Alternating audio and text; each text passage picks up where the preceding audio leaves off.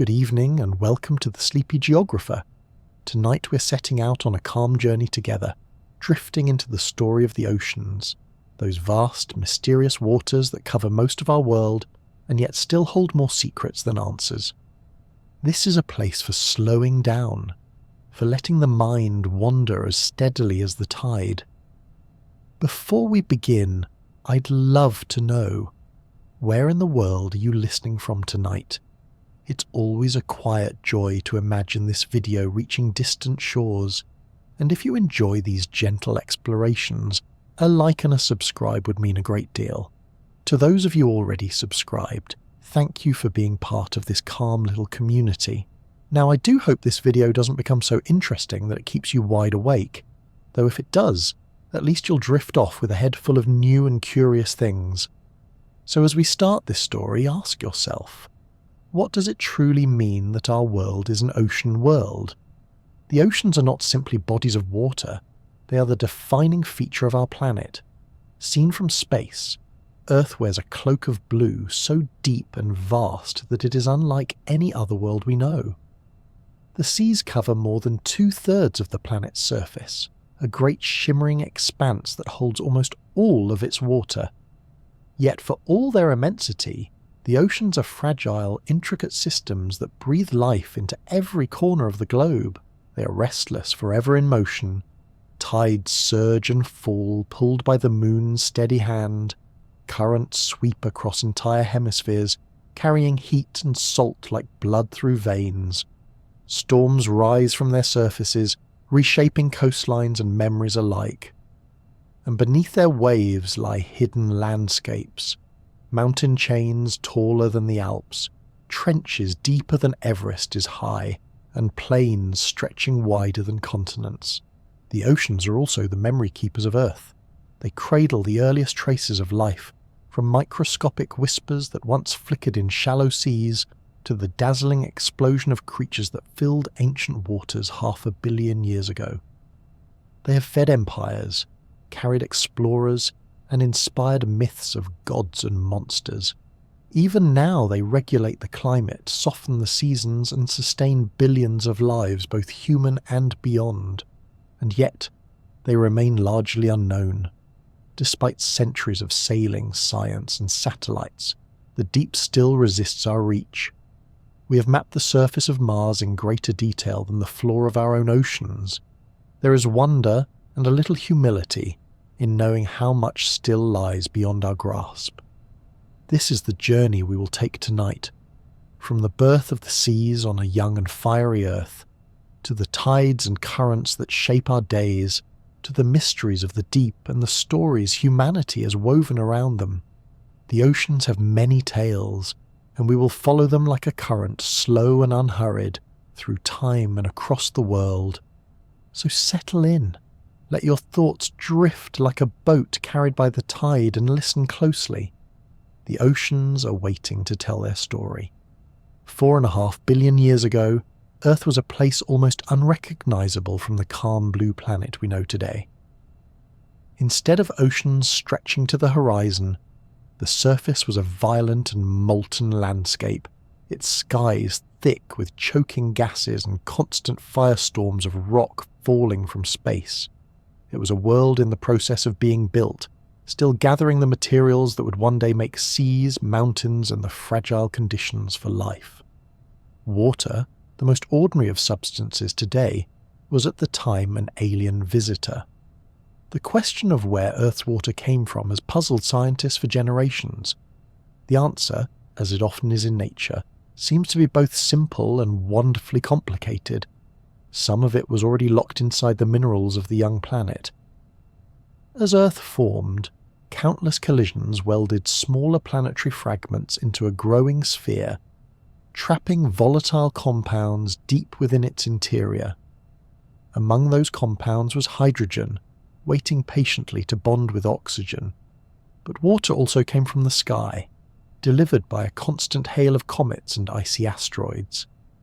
These wandering bodies carried water frozen in their cores, and as they smashed into the infant Earth, they released it in great bursts of vapour. The chemistry of these ancient projectiles can still be read today in the isotopes of hydrogen within our oceans, faint fingerprints of their celestial journey. The surface of Earth in those first hundreds of millions of years was no place for a gentle swim. Imagine a world wrapped in a suffocating atmosphere of carbon dioxide, methane and nitrogen. Volcanoes erupted endlessly, releasing steam, sulfur and carbon. Every mountain was a furnace, every plain a lava field. If there were seas, they existed only as brief, boiling pools that quickly vanished into the furnace-like heat. Then came what geologists poetically call the Late Heavy Bombardment. Around 4 billion years ago, the solar system turned into a cosmic shooting gallery. Leftover debris from planetary formation rained down upon Earth, cratering its surface and adding yet more water, metals and organic molecules. It was during this violent epoch that Earth's destiny as a water world was truly sealed. The collisions were catastrophic, reshaping the surface again and again, but they also released astonishing amounts of water vapour into the atmosphere. Imagine the sky dark with dust, glowing with falling rock, while beneath it steam roiled upwards from every impact. It was not a tropical beach holiday, more a boiling cauldron of chemistry, bubbling away in preparation for something extraordinary. As the bombardment slowed and the young sun settled into a steadier rhythm, Earth itself began to calm. The crust thickened, volcanic outbursts became less constant, and the global furnace started to lose its heat. Slowly the planet cooled enough for the steam-heavy atmosphere to condense. Rain fell in torrents beyond anything our modern skies could produce, sheets of water that continued for centuries, maybe even thousands of years. The deluge filled the craters and low-lying basins, carving channels and pooling into vast restless bodies of water. This was the birth of the first oceans. Around 4 billion years ago, Earth's surface transformed from scorched rock to shimmering blue. The oceans were different then, far hotter, more acidic, and often choked with dissolved minerals that leached from the raw new crust. Yet in their turbulence lay the foundation for everything that would follow. The scale of this transformation is hard to overstate. In a geological blink, Earth went from a hellish sphere of fire to a planet wrapped in seas. Water did what it always does. It softened, it wore away, it smoothed the jagged edges of a violent past. Ocean waves lapped against fresh volcanic islands. Tides surged across strange landscapes, and in their cycles the oceans began to carve the Earth into something recognizable. These early seas also had another role to play. They became the world's first laboratories. Within their heated shallows and mineral-rich depths, chemical reactions began to chain together, building complexity out of chaos. Though the details remain elusive, many scientists believe that the stage for life's first flicker was set right here, in those primeval waters, and so the oceans became more than just a feature of Earth's geography. They became its beating heart, a reservoir of memory stretching back to the very dawn of time. Every drop of water you see today carries a story that began billions of years ago, in the outgassing breath of volcanoes and the icy shards of ancient comets. To reflect on this is to recognize just how improbable it all is. Out of the countless planets in our galaxy, Earth alone holds vast oceans, stable for billions of years. They are the reason we call this world the blue planet. They are the medium through which continents drift, climates change, and life continues. What began as fiery vapour and relentless bombardment has become the gentle swell of tides, the quiet rhythm of waves that whisper against every shore. When you stand on a coastline today, looking out at the horizon, it is worth remembering that the water before you is unimaginably old. It is older than mountains, older than continents, older even than the very species that gazes upon it. Those waves carry with them the story of Earth's beginning, a story that began in fire, in stone, and in the endless patience of time. The oceans may appear timeless, as though they have always stretched across the same horizons, yet their very foundations are in constant motion. Beneath the waves lies a restless engine, slowly shifting and reshaping the basins that cradle the seas. This is the domain of plate tectonics, the great conveyor belts of rock that never truly rest, even if their pace is measured in centimetres per year.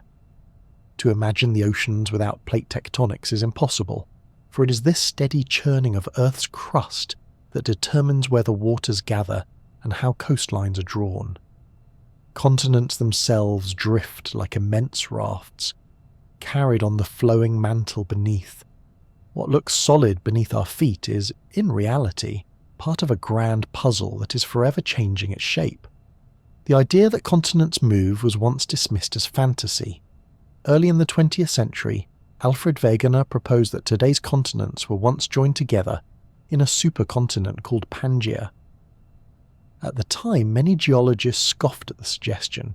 Continents, after all, seemed fixed and immovable.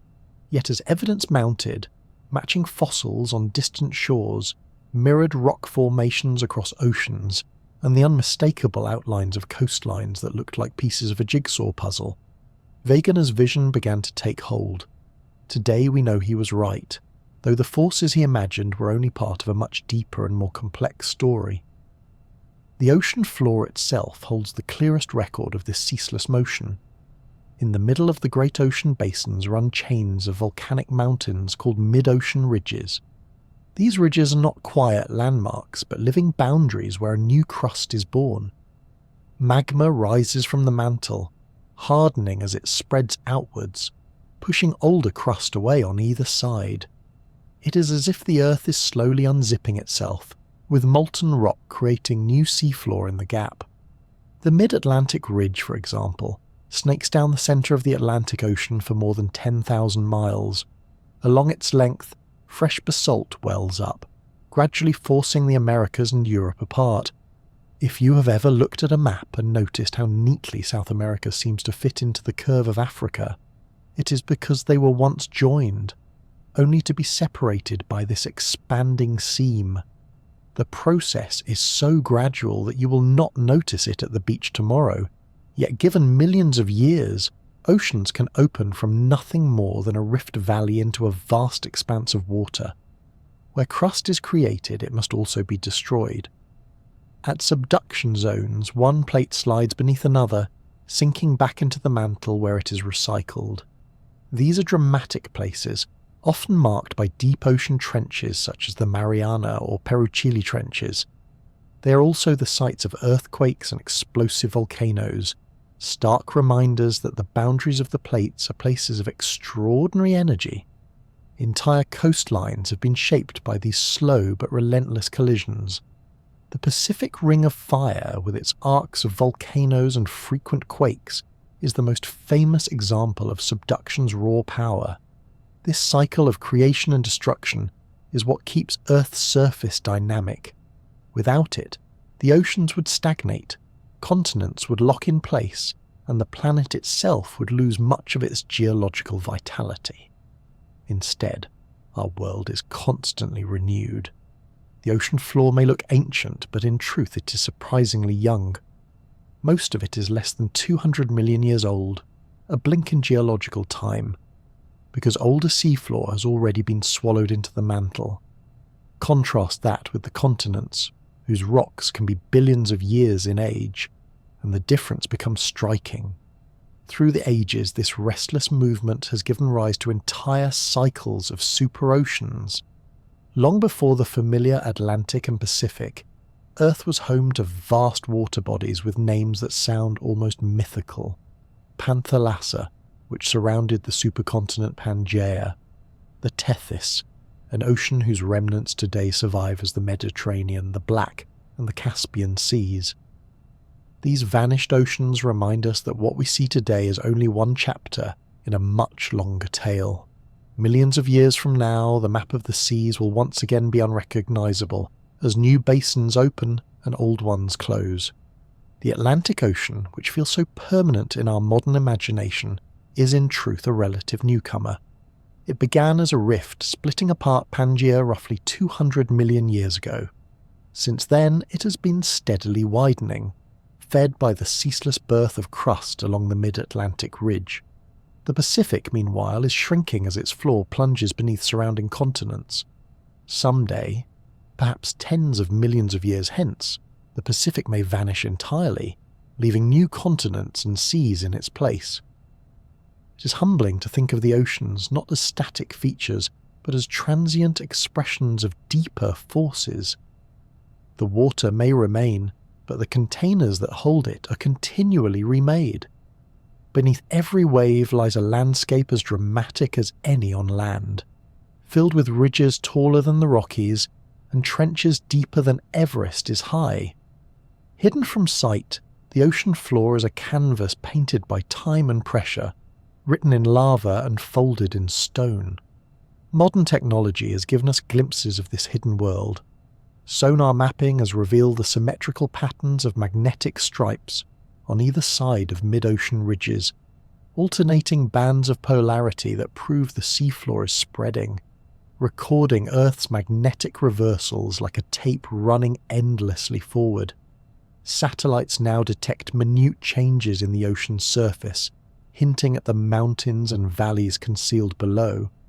Yet despite these advances, vast portions of the seafloor remain unmapped in detail, still holding their secrets. The story of ocean basins is ultimately one of balance. Plates diverge, and new seas are born. Plates converge, and ancient floors are drawn back into the Earth's depths. It is a process too slow for human senses, but steady enough to sculpt the entire planet. When standing on a coastline, it is easy to believe the sea has always been there. But in truth, every shore is temporary, each horizon a fleeting arrangement in a cycle that has repeated for billions of years. To know this is to see the oceans in a new light. They are not simply vast reservoirs of water, but expressions of Earth's inner restlessness. The tides that rise and fall daily may seem the rhythm of the sea, yet beneath them lies another rhythm, slower and deeper, measured in ages rather than hours. It is the rhythm of continents parting and colliding, of ridges lifting and trenches yawning open, a planetary heartbeat that never stops. What we call the ocean today is, in truth, a story of change written across unimaginable spans of time. The next time you hear the waves rolling in, remember that beneath them lies a floor that is younger than the dinosaurs, a floor that has been created and destroyed countless times before. It is a reminder that even the oceans themselves are part of Earth's endless journey, a journey of plates and basins, of spreading and subduction, always moving, always remaking the stage upon which life unfolds. The surface of the ocean is only the beginning of its story. Far below the waves lies a world so extreme, so alien, that it might as well be another planet. These are the trenches and abyssal plains, places where the ocean floor plunges into darkness, where pressure crushes and light cannot reach, and where Earth hides some of its most dramatic landscapes. The deepest known point on our planet is the Challenger Deep, located in the Mariana Trench of the Western Pacific. It sinks to nearly 11 kilometers, deeper than Mount Everest is tall. If you were to drop the mountain into this watery chasm, its summit would still be smothered by more than a mile of water. The name Challenger comes from the HMS Challenger expedition of the 1870s, the first scientific voyage to attempt systematic measurements of the deep sea. Even then, scientists could hardly have imagined just how far the seafloor descends. The Mariana Trench itself stretches for more than 2,500 kilometers, a long scar where the Pacific Plate is being shoved beneath the smaller Mariana Plate. The trench is not a simple hole, but a vast geological structure, its walls steep and unstable, its floor hidden beneath immense weight. Nearby lies another abyss, the Puerto Rico Trench in the Atlantic, the deepest part of that ocean, plunging to more than 8 kilometers. Each ocean has its own deepest pocket, reminders that the Earth's crust is forever bending, breaking and folding under the force of plate tectonics. At these depths, pressure is the true master. For every 10 meters of descent, the weight of the water above increases by 1 atmosphere, equal to the air pressure we feel at sea level. By the time you reach the Challenger Deep, the pressure is more than 1,000 times greater than at the surface. It is the equivalent of balancing 50 jumbo jets on your shoulders. Ordinary submarines would crumple like tin cans. Only a handful of specially designed vessels have ever dared the journey, including Jacques Piccard and Don Walsh in their bathyscaphe Trieste in 1960, filmmaker James Cameron in 2012, and more recently Victor Vescovo in a series of modern dives. Fewer people have visited the deepest trenches than have stood on the surface of the moon. The environment is as hostile as it is mysterious. Sunlight cannot penetrate past a few hundred meters, so these depths are cloaked in eternal night. The water temperature hovers just above freezing, and food is scarce, yet life has found a way. The seafloor here is dotted with the remains of marine snow, a gentle rain of dead plankton, organic debris, and microscopic particles drifting down from above. Strange creatures feed on this meagre supply, evolving extraordinary adaptations to endure the crushing pressure and darkness. Transparent amphipods, snailfish with gelatinous bodies, and bizarre worms are among the residents of this silent realm. Beyond the trenches lie the abyssal plains, vast stretches of deep ocean floor between 3 and 6 kilometers down. These plains cover more than half of Earth's surface, making them the most common landscape on the planet, though few will ever see them. They appear deceptively flat, but they are punctuated by seamounts, ridges, and the occasional volcano. Sediment falls slowly through the water, building up layers over millions of years, so that in some places the abyssal mud holds a record of ancient climates and vanished ecosystems. Even in these inhospitable depths, nature has conjured wonders.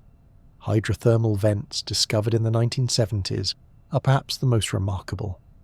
Along mid-ocean ridges and trenches, seawater seeps into cracks in the crust, is superheated by magma, and then gushes back out in plumes of mineral-rich water. The result is a scene that looks more like science fiction than Earth. Black chimneys belching smoky jets, white towers encrusted with strange crystals, and entire ecosystems clustered around the heat. What makes these vents extraordinary is that they are powered not by sunlight, but by chemistry. Bacteria harness energy from the minerals and gases spewing from the earth, forming the base of a food chain that supports giant tube worms, blind crabs, and fish with otherworldly appearances. In the pitch-dark ocean, far from the reach of the sun, life flourishes in a way that no one predicted. These discoveries have even inspired speculation about life elsewhere in the universe. If organisms can thrive here, perhaps they might also exist in the hidden oceans of moons like Europa or Enceladus. Yet despite all of this richness, our knowledge of the deep remains remarkably thin. The moon, more than 300,000 kilometers away, has been mapped and photographed in exquisite detail. The ocean floor, by contrast, is largely unmapped, its contours known only in rough outline. Satellites can detect tiny variations in sea surface height that hint at the mountains and trenches below, but vast areas remain a mystery. To explore the deepest places requires ships, submersibles, and technologies that are expensive, fragile, and daring. As a result, less than a quarter of the global seafloor has been surveyed in detail. The scale of the unknown is humbling. We know more about the craters of Mars than the trenches beneath the Pacific. We have walked on the moon, but we have only dipped our toes into the deepest abyss of our own planet. Every expedition reveals something unexpected, a new species, an unusual mineral deposit, or a glimpse of the strange interactions between Earth's interior and the water above. Reflecting on the trenches and abyssal plains, one is struck by the paradox of familiarity and mystery. The oceans define our planet, visible from every shore and even from space, yet their most profound depths remain hidden. It is as if Earth has kept its greatest secrets tucked away, waiting patiently for us to look. When you gaze at the sea from the surface, calm and glittering under the sun, it is worth remembering that beneath lies a world of extremes. valleys deeper than mountains are tall, plains vaster than continents, vents that breathe heat into the dark, and creatures shaped by pressures we can hardly comprehend. These are the deepest places, where silence reigns and time seems to move differently. They are reminders that our planet is still full of mysteries, waiting in the darkness, as unexplored as distant worlds above the sky. Long before forests rose on land or birds filled the skies, the oceans were already alive.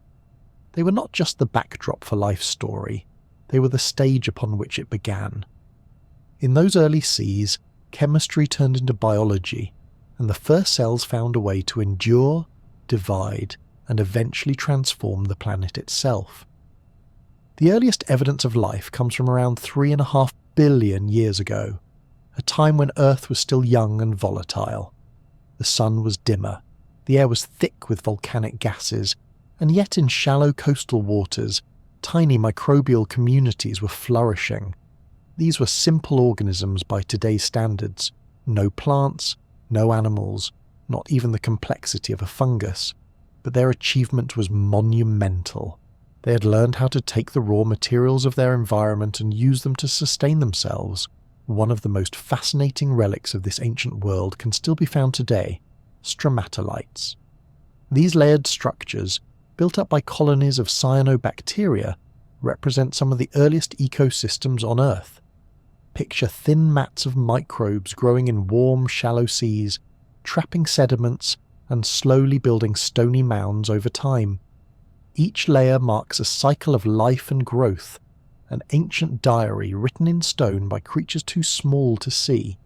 In places like Shark Bay in Australia, modern stromatolites still rise above the tide, offering a living glimpse into the earliest chapters of life. The cyanobacteria that built stromatolites also accomplished something that would forever change the planet: photosynthesis. By using sunlight to split water and fix carbon, they released oxygen as a byproduct. At first, this oxygen reacted with iron dissolved in the oceans, creating vast deposits of rust-coloured rock that are still mined today. But as the process continued, oxygen began to accumulate in the atmosphere. This event, often called the Great Oxidation, transformed Earth's environment. For some microbes, oxygen was poison. For others, it was an opportunity. In the long run, it laid the foundation for the energy-hungry complexity of multicellular life. For billions of years, the seas remained the sole domain of life. Microbes adapted to every niche: shallow lagoons, hydrothermal vents, and drifting mats on the open ocean. Slowly, over eons, some began to cluster into larger, more complex forms.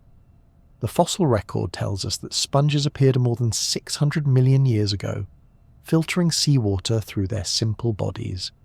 Soon after came jellyfish, corals, and the first hints of creatures with symmetry and movement. The oceans were stirring with new possibilities. Then, around 540 million years ago, the stage erupted in one of the most dramatic events in natural history: the Cambrian explosion. Within a relatively short span of geological time, perhaps only a few tens of millions of years, life diversified with astonishing speed.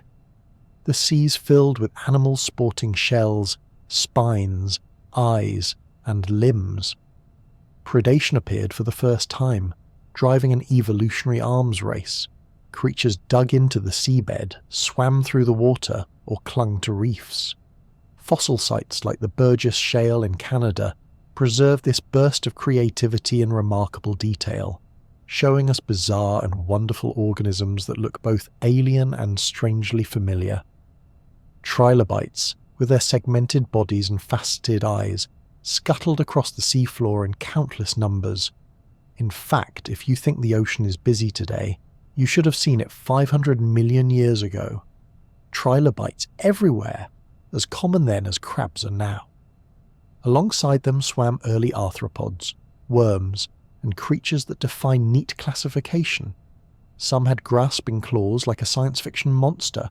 Others resembled flattened pancakes with fins. For the first time, the ocean hosted real ecosystem with predators, prey, scavengers, and builders, all interacting in intricate webs.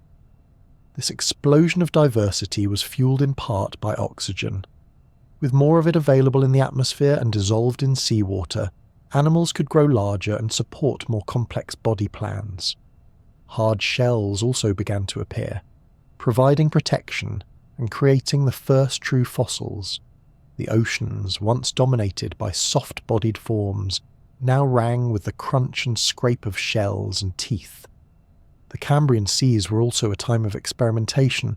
Many lineages tried unusual designs and not all were successful. Some vanished almost as quickly as they appeared, leaving only curious fossils behind. Others gave rise to groups that still dominate the seas today, ancestors of modern arthropods, mollusks and chordates. Hidden among these early swimmers were the first vertebrates, small fish-like creatures with simple backbones that would one day lead to the rise of fish, amphibians, reptiles, birds and mammals. Through all of this, the ocean served as both cradle and canvas. They provided the space for life to experiment, the nutrients to sustain it, and the currents to spread it. Shallow seas along continental shelves were particularly rich, acting as nurseries where diversity flourished. Deeper waters harboured stranger forms, but even there, life found ways to thrive. The legacy of those early oceans is still with us. Every breath of oxygen we take is a gift from ancient cyanobacteria. The genetic blueprints of the Cambrian explosion still echo in our own bodies, in the segmented muscles, paired limbs and nervous systems that trace their origins to the sea. Even our blood carries a memory of the ocean, its salt balance reflecting the chemistry of primordial seawater. It is humbling to realise that when you look at the ocean today, you're gazing at the same setting where life began its long adventure. The tides that rise and fall, the waves that break against the shore. These rhythms have been in place since the first microbes learned to harvest sunlight. The sea is not just a body of water, it is the ancient home of every creature that has ever lived, ourselves included. So when you picture those earliest times, do not imagine empty, barren seas. Instead, imagine bustling microbial mats, stromatolite reefs shimmering under a young sun, and Cambrian waters swarming with trilobites, worms, and strange predators with clawed appendages. The oceans were alive with possibility, a grand experiment that continues even now. From those first simple cells to the riot of creatures that filled the Cambrian seas, the ocean has always been life's greatest theatre. It remains so today, carrying forward a story that began billions of years ago, in shallow waters where sunlight, chemistry and patience conspired to create something entirely new, the living world. The ocean does not sit still, even on the calmest of days when the surface is like glass and the air is hushed. The water is always moving. Twice each day the sea draws back from the shore and then returns, breathing in and out with a rhythm older than humanity itself. These are the tides, the gentle yet powerful heartbeat of the planet, dictated by forces that reach far beyond the Earth. At the core of this phenomenon lies gravity, that universal pull that keeps our feet on the ground and the planets in their orbits. The moon, small compared to Earth, but close enough to exert influence, tugs at the oceans as it circles overhead. Water, being fluid and free to move, responds to this pull, bulging outward on the side of Earth nearest the moon. Curiously, another bulge forms on the opposite side as well, created not by a direct tug but by the inertia of water resisting Earth's own movement. The result is 2 high tides and 2 low tides in most places each day, a repeating cycle tied to the steady journey of the moon. The sun, far more massive but also much more distant, adds its own gravitational voice to this dance. When the sun, moon and Earth align during a new or full moon, their pulls combine, producing especially high and low tides known as spring tides. Despite the name, they have nothing to do with the season of spring. Instead, the word comes from the idea of water springing forth. During these times, coastlines experience some of their most dramatic tidal shifts.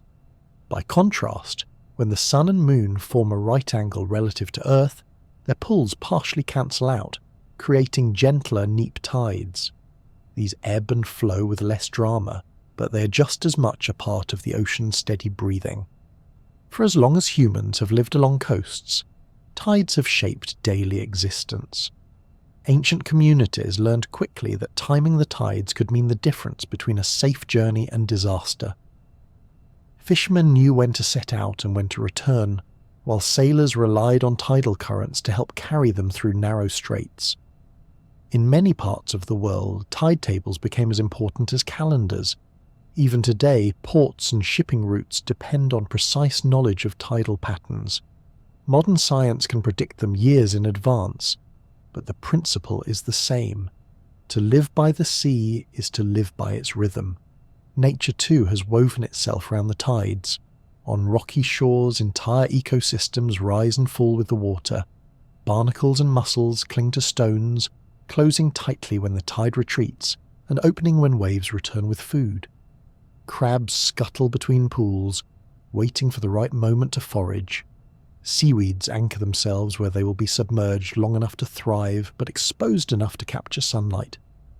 These zones are so finely tuned to tidal movement that a difference of only a few meters can mean the difference between survival and struggle.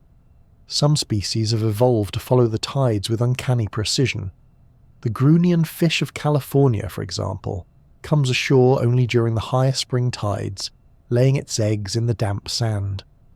2 weeks later, another spring tide washes in, releasing the hatched larvae into the sea. Other creatures use tides as signals for migration or spawning, synchronizing their life cycles with the moon's pull.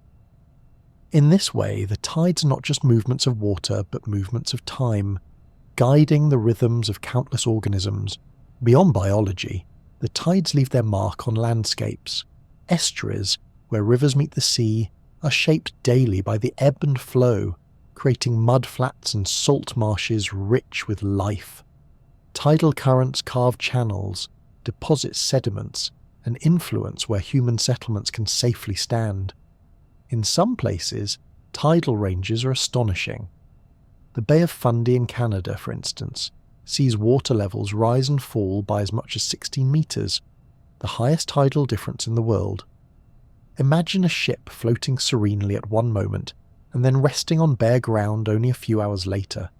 It is a reminder of the sheer power behind this otherwise gentle-seeming cycle. Of course, tides also inspire wonder and reflection. For poets and philosophers, the moonlit tides have long symbolized change, patience, and inevitability. They move with a rhythm so steady that generations have trusted them, yet they are never exactly the same. Each tide carries a subtle difference, a tiny reminder that nature never truly repeats itself. To watch the ocean retreat, leaving behind glistening sand and pools teeming with life, is to glimpse the passage of time made visible. To see it return, swelling higher with every wave, is to be reminded that nature always keeps its appointments. Science has taken this understanding further. Tidal forces do more than move water. They also influence Earth's rotation. The friction of water sliding against the seafloor gradually slows the spin of the planet, lengthening days by fractions of a second over millions of years. Long ago, when life was just beginning, days were only about 18 hours long. Thanks to the pull of the moon and the ceaseless drag of the tides, Earth's rotation has stretched, giving us the 24-hour cycle we now take for granted. In some places, humans have even learned to harness tidal power directly. Modern turbines placed in fast-flowing tidal channels capture energy as water surges past, offering a renewable source of electricity. Unlike the wind or the sun, the tides are entirely predictable.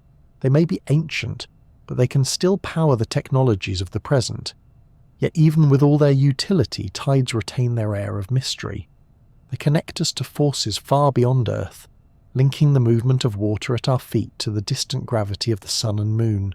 Every gentle lap at the shore is a reminder that we live in a cosmos of connections, where even the pull of a satellite hundreds of thousands of kilometers away can stir the vastest oceans.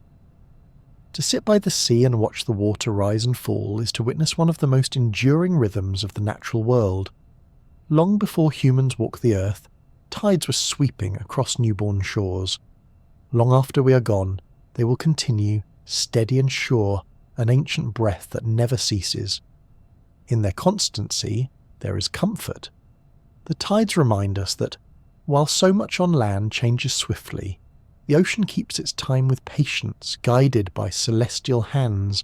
Like a heartbeat that pulses without pause, the tides continue to shape coasts, nurture life, and guide our journeys. They are both ordinary and extraordinary, familiar yet cosmic, a reminder that the simple act of water rising and falling is one of the most profound connections between our world and the wider universe. The ocean may appear vast and still, but beneath the surface it is always moving, flowing with powerful rivers of water that shape weather, sculpt coastlines, and tie distant corners of the globe together. These movements are the currents, the hidden highways of the sea. Unlike tides, which are guided by the steady pull of the moon and the sun, currents are driven by wind, temperature, salt, and the turning of the earth itself. Together, they weave a complex circulation system that keeps our planet habitable. One of the most famous of these watery giants is the Gulf Stream.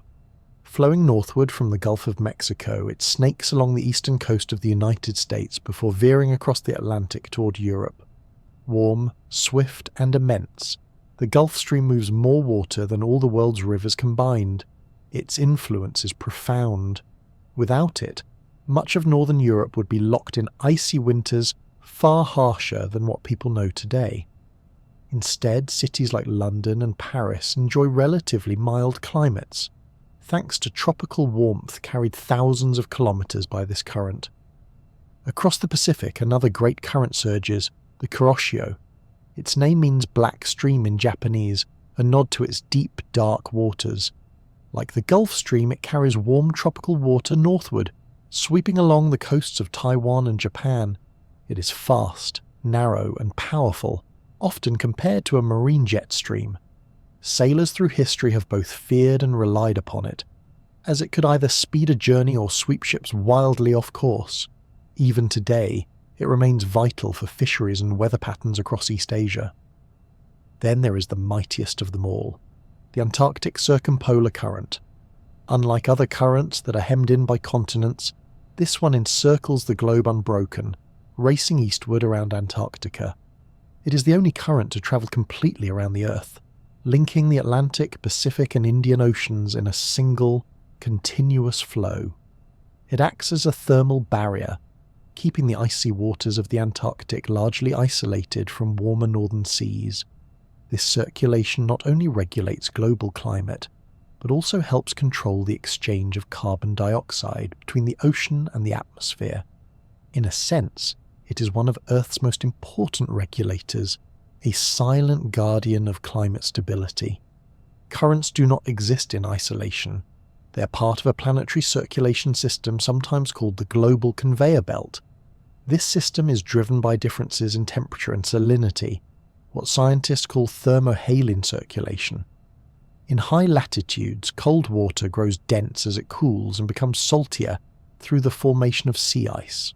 This heavy water sinks and begins a slow journey through the depths, creeping across the ocean floor until it rises again thousands of kilometers away. The process takes centuries, yet it connects every ocean basin, blending heat and nutrients, knitting the seas into one vast system. This conveyor belt helps regulate climate across the world. When warm surface currents release heat into the atmosphere, they soften winters in far-flung lands. Cold, deep currents carry oxygen and nutrients that feed entire ecosystems. A disruption in this circulation could have dramatic consequences. Scientists believe that shifts in ocean currents may have triggered abrupt climate changes in the past, plunging regions into sudden cold spells or altering rainfall patterns across continents. It is a reminder that the oceans are not passive backdrops, but active engines of the climate we depend upon. For humanity, the movements of the sea have always mattered. Long before satellites and weather forecasts, sailors relied on knowledge of currents and winds to guide their voyages. The trade winds and their accompanying currents carried early explorers across vast distances, linking continents long before steamships or airplanes existed. Polynesian navigators read the subtle signs of waves and swells, steering canoes across the open Pacific. European sailors charted the great gyres, circular systems of currents, to speed their journeys across the Atlantic and Indian Oceans. Entire empires were built upon the reliable flows of wind and water. The connection between currents and commerce cannot be overstated. The triangular trade routes of the early modern period, however grim their cargo, were made possible by the predictability of these flows. To move sugar, cotton, and enslaved people across oceans required not just ships, but an intimate knowledge of how water and air carried them. Even today, shipping lanes often align with major currents, saving fuel by letting nature do part of the work. Beyond navigation and trade, currents have shaped culture and history in quieter ways. Fishing communities depend on nutrient-rich upwellings, where currents bring food from the deep to the surface. Regions like Peru's coast thrive on the Humboldt Current, which sustains some of the richest fisheries in the world. At times, changes in these flows can cause famine or abundance, reminding people of their deep dependence on the invisible rivers beneath the waves. Currents also remind us of just how interconnected the world's oceans truly are. A piece of driftwood cast into the sea off Africa may wash up years later on a distant Pacific island, carried along by gyres and eddies.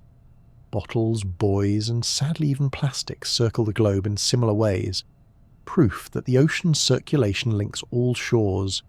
Currents bind the seas into one vast body of water, erasing the idea of separate oceans and replacing it with a single, restless entity. The physics behind these flows is complex, but the experience of them is deeply human.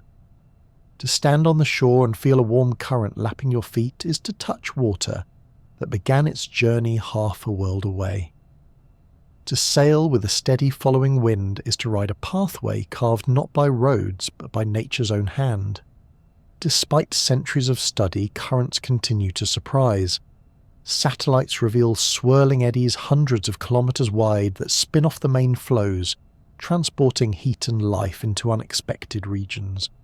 Climate scientists watch closely for signs of change, knowing that even small shifts can ripple outward into weather, agriculture, and society.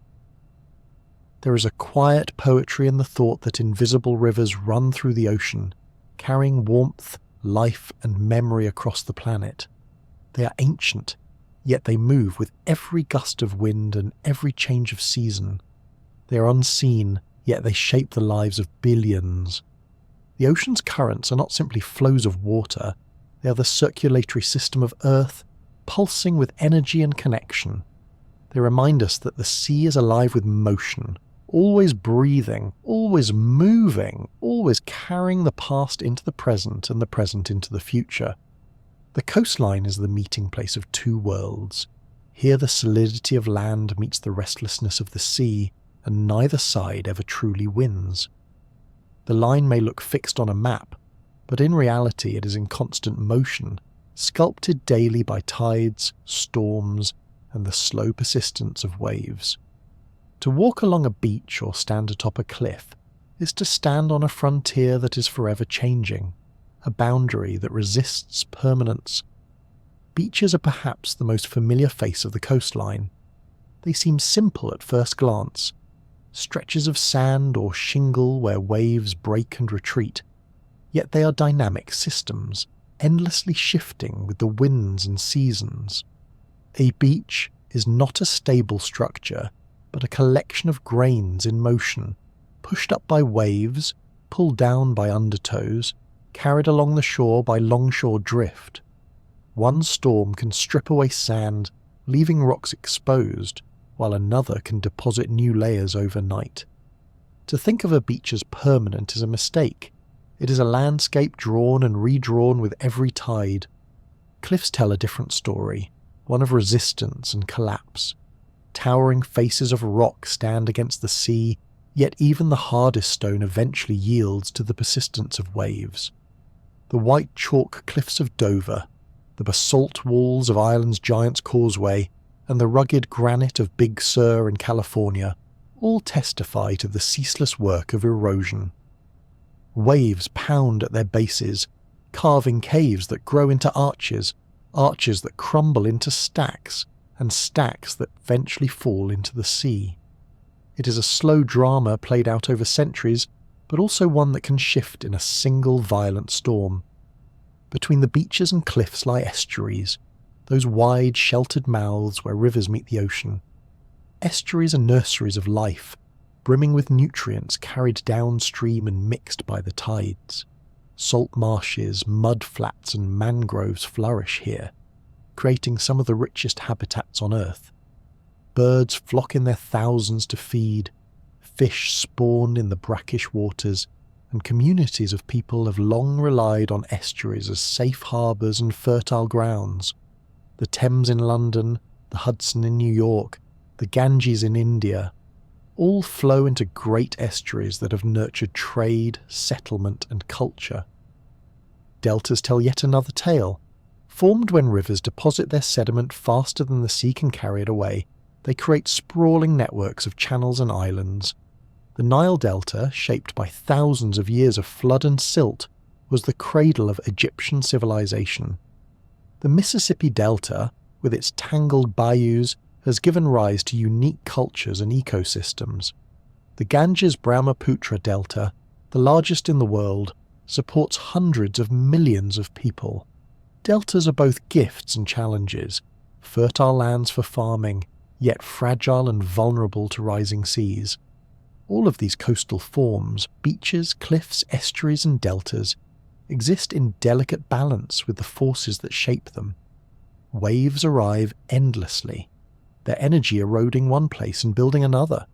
Tides surge and retreat, flushing estuaries and sculpting salt marshes. Currents carry sand, shifting shorelines over decades and centuries. Even human efforts to pin the coast in place with seawalls or groins often prove temporary, as the sea finds ways to move regardless of our designs. The coast has always held special meaning for humanity. It is at once a boundary and a gateway. For early peoples, the shore was a place of abundance, where fish could be caught, shellfish gathered, and trade with distant lands imagined. Settlements clustered along coastlines not just for resources, but for the opportunities of connection. Ports became the hearts of empires, places where ships set out and returned with cargoes of goods, stories and ideas. Culturally, the coast is rich with symbolism. It has been a place of departure and return, of longing and discovery. Ancient myths often begin with heroes gazing at the horizon, wondering what lies beyond. Poets have compared waves to the passage of time, each one a reminder of life cycles. To many, the sea has represented the unknown, and the coast the threshold to it. Even today, vacations by the sea remain a universal draw, perhaps because standing at the edge of land awakens something deep within us, a sense of vastness, of perspective, of being small in the face of something immense. Yet the coast is not just romantic, it is also perilous. Storm surges, tsunamis and rising seas remind us that to live at the edge of the ocean is to accept risk. Entire towns have been swallowed by encroaching waters, while others cling precariously to eroding cliffs. The very qualities that make coastlines so vibrant, their constant reshaping, their restless energy, also make them fragile. Despite this, people return again and again to the shore. Perhaps it is the lure of abundance, the promise of trade, or simply the timeless rhythm of waves. The coast is where cultures meet, where ships arrive with unfamiliar goods, where languages mix and where civilizations are transformed by contact. The Silk Road may have linked Asia to Europe by land, but the maritime routes that crossed oceans did just as much to shape history. Ports like Alexandria, Venice and Guangzhou were not just economic centres, but cultural crossroads, where ideas, technologies and stories flowed as freely as spices and silk. Even today, nearly half of humanity lives within 100 kilometres of the sea. Coasts remain magnets for settlement, for industry, for leisure. Cities like Tokyo, Mumbai, New York and Rio de Janeiro all thrive at the edge of land and water. The coast continues to be a stage upon which history unfolds, as vital now as it was in ancient times. To walk along a shoreline is to see both the work of nature and the imprint of humanity. You may notice the delicate ripples etched by the last tide, the shells scattered like tiny sculptures, the footprints that vanish as the waves return. You may stand before cliffs that tell of millions of years of geological history, or wander through a harbour that has seen centuries of arrivals and departures. Every coast carries stories of nature, of people, of change. In the end, the coastline is more than a line on a map. It is a living boundary, always shifting, always testing the balance between land and sea. It is a place where Earth reveals its restlessness, and where humanity has found both opportunity and challenge. To gaze upon it is to see the meeting of two forces, each powerful in its own way, shaping not only landscapes but the course of civilizations. Among the ocean's many wonders, few are as dazzling or as delicate as coral reefs.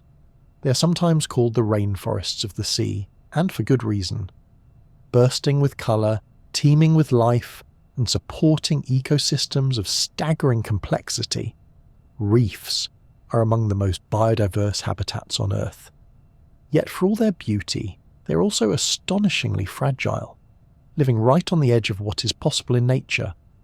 At their core, reefs are built by some of the smallest and simplest of creatures, corals.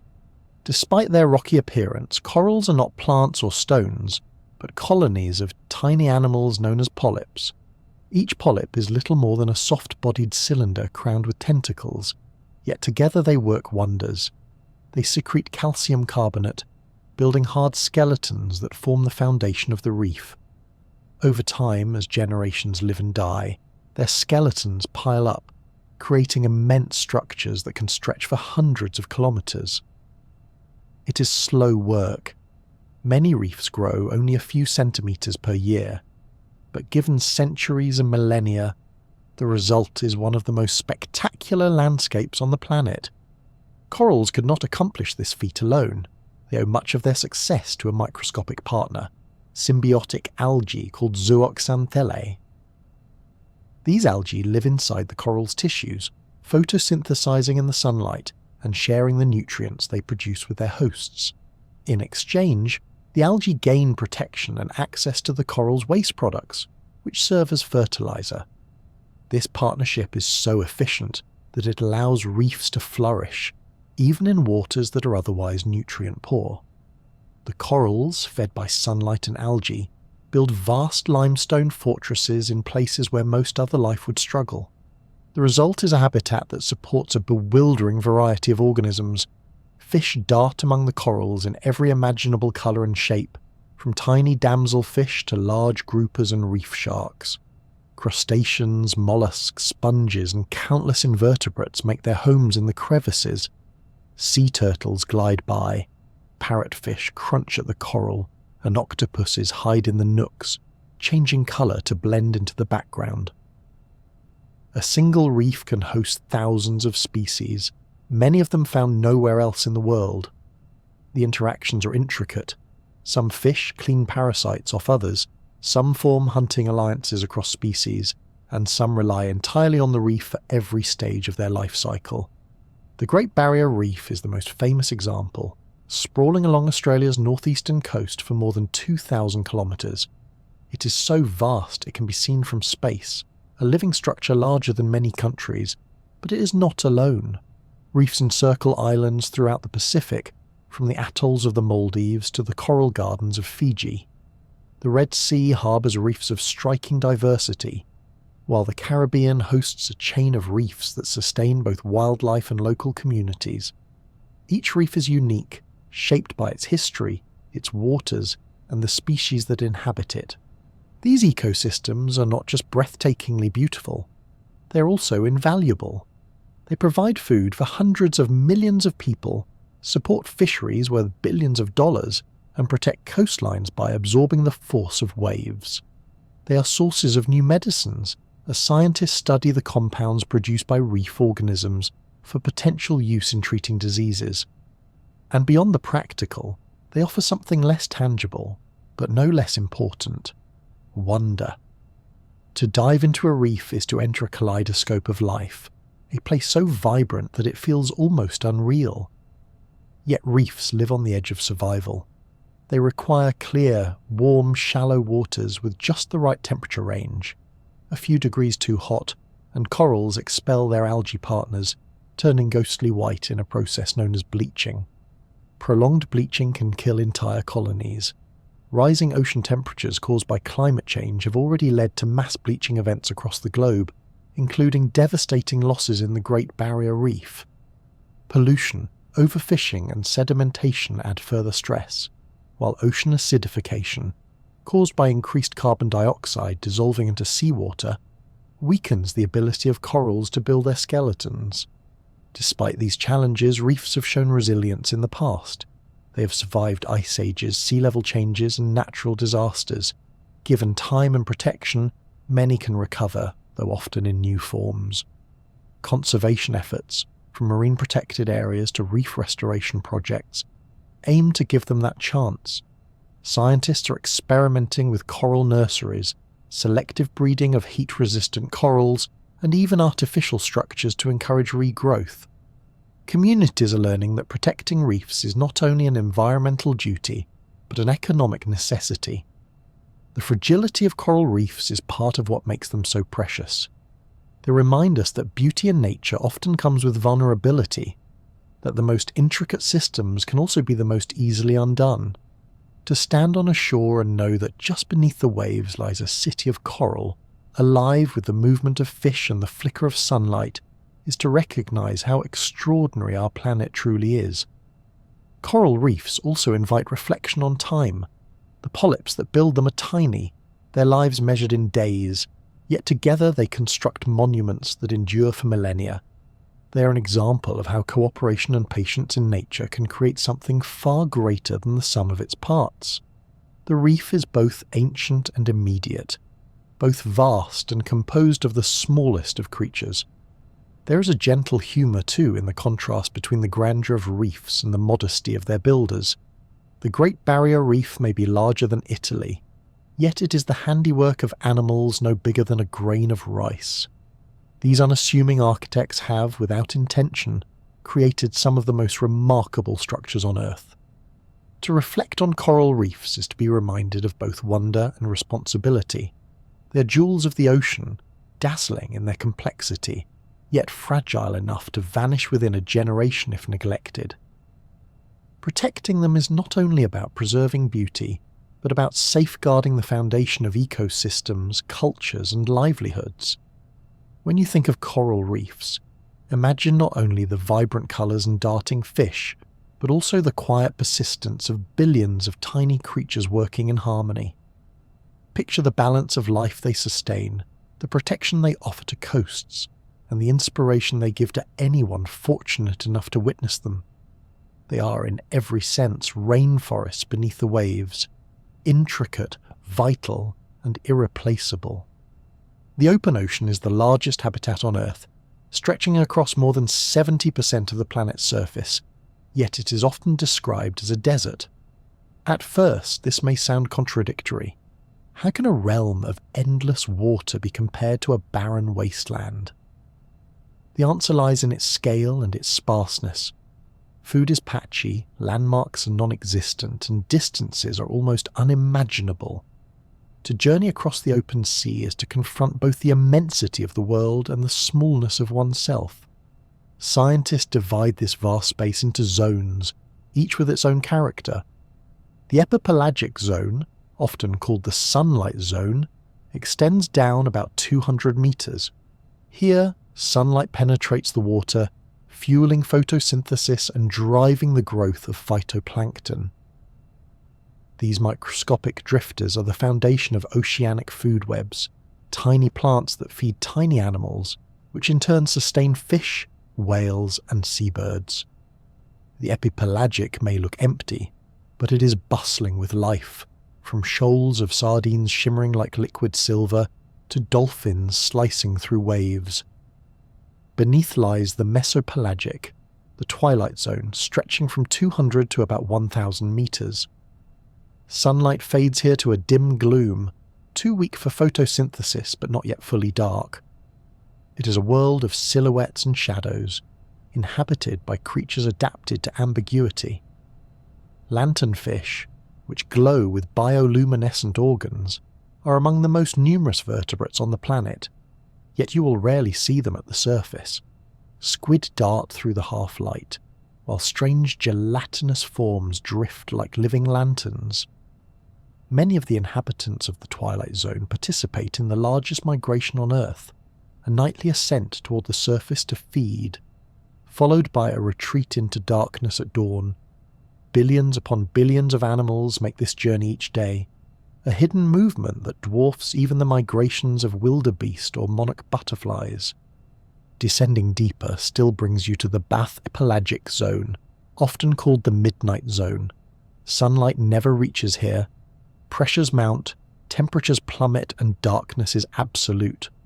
Life continues nonetheless, though it takes on forms that seem plucked from a dream. Anglerfish dangle glowing lures to attract prey.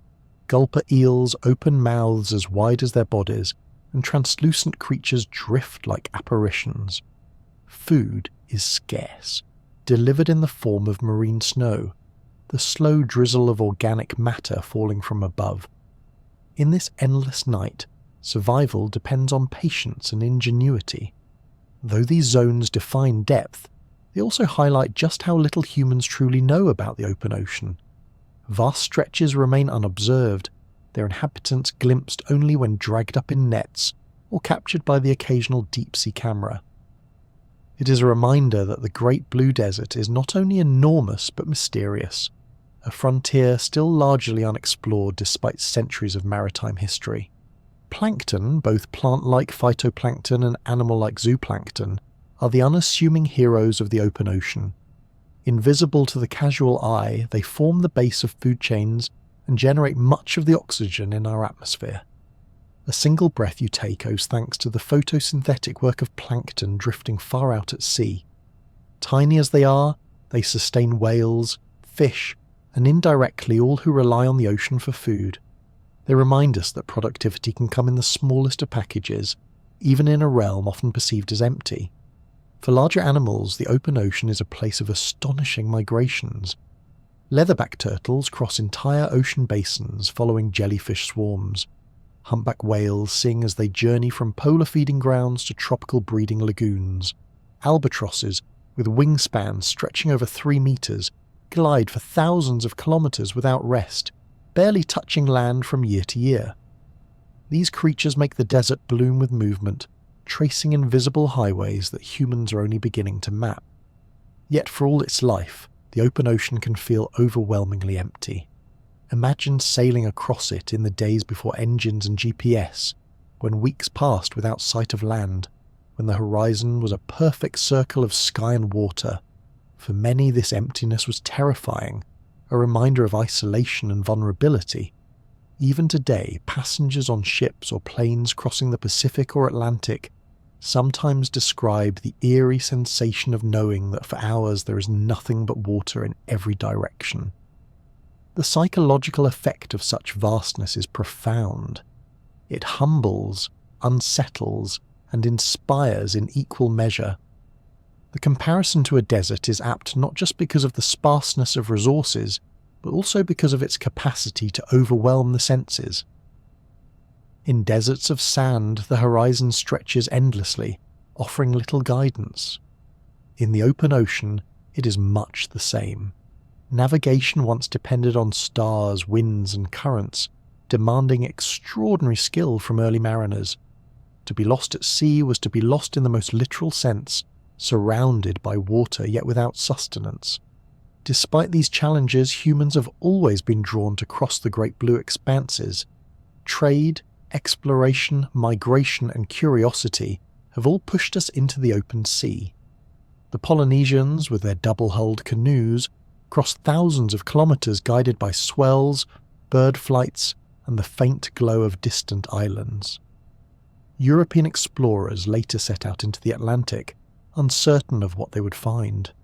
Today, cargo ships and aircraft trace the same routes, though with far more certainty and comfort. In contemplating the open ocean, one cannot escape a sense of paradox. It is both full of life and eerily barren, both dynamic and monotonous. Its creatures include some of the smallest forms of life and some of the largest, from plankton barely visible under a microscope to blue whales longer than a city bus. It connects every shore, yet it can isolate those who venture into it. It is the desert of water, a realm that nourishes while also intimidating with its sheer scale. And still it is beautiful. The open ocean has a serenity all its own. The endless play of light on waves, the ever-changing shades of blue, the quiet roll of swells that seem timeless. It is not scenery you can measure by landmarks, but by moods. Calm, stormy, playful, or brooding. To gaze upon it is to feel both peace and awe, to sense the pulse of a planet covered mostly by sea. Ultimately, the open ocean reminds us of the immensity of the world we inhabit. It is the great stage upon which migrations, cycles, and unseen processes unfold. It sustains life, regulates climate, and challenges human imagination. Though it may be called a desert, it is a desert brimming with hidden richness, a place that humbles and sustains in equal measure. When you look out over its endless horizon, you're staring not at emptiness, but at one of Earth's grandest mysteries, a wilderness of water stretching farther than the mind can easily comprehend. At the very edges of the Earth lie oceans unlike any others, wrapped in ice and shrouded in extremes. These are the polar seas, the Arctic Ocean in the north, and the Southern Ocean that encircles Antarctica in the south. Both are places of stark beauty, bitter cold, and remarkable resilience, where life has adapted to conditions that would seem unlivable to most. Though they may feel distant and remote, they play a crucial role in shaping the climate of the entire planet. The Arctic Ocean is the smallest of Earth's major seas, almost entirely surrounded by continents. It is a semi-enclosed bowl of water capped by a shifting mosaic of sea ice. This ice grows each winter as the sun dips below the horizon for months on end, then shrinks again each summer under the endless daylight of the midnight sun. The annual freeze and thaw is one of the defining rhythms of the North, a seasonal heartbeat that influences weather, ecosystems, and human communities. At the other end of the world, the Southern Ocean circles Antarctica, free from the constraint of continents. Here, the Antarctic circumpolar current races unbroken around the globe, the only current that does so. This great conveyor keeps Antarctica isolated in a deep freeze, while at the same time linking the Atlantic, Pacific, and Indian Oceans. The waters here are stormy, restless, and vast, yet they are also among the most biologically productive on Earth, teeming with plankton that support entire food chains. Sea ice is central to both poles, and it is not just frozen seawater. When ice forms, it pushes salt out into the surrounding water, making it denser and causing it to sink. This process helps drive global ocean circulation, the great conveyor belt that carries heat around the world. The reflective surface of ice also bounces sunlight back into space, cooling the planet like a vast mirror. When ice melts, the darker ocean absorbs more heat, accelerating warming. Thus, the waxing and waning of polar ice is not only a local phenomenon but a global regulator, a thermostat for the entire climate system. Despite the bitter conditions, life flourishes in both polar seas.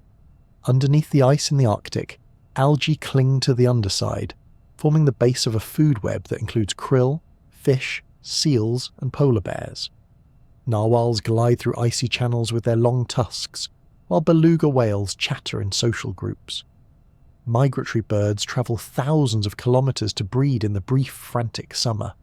In the Antarctic, the stars of the show are krill, tiny shrimp-like creatures that swarm in their billions.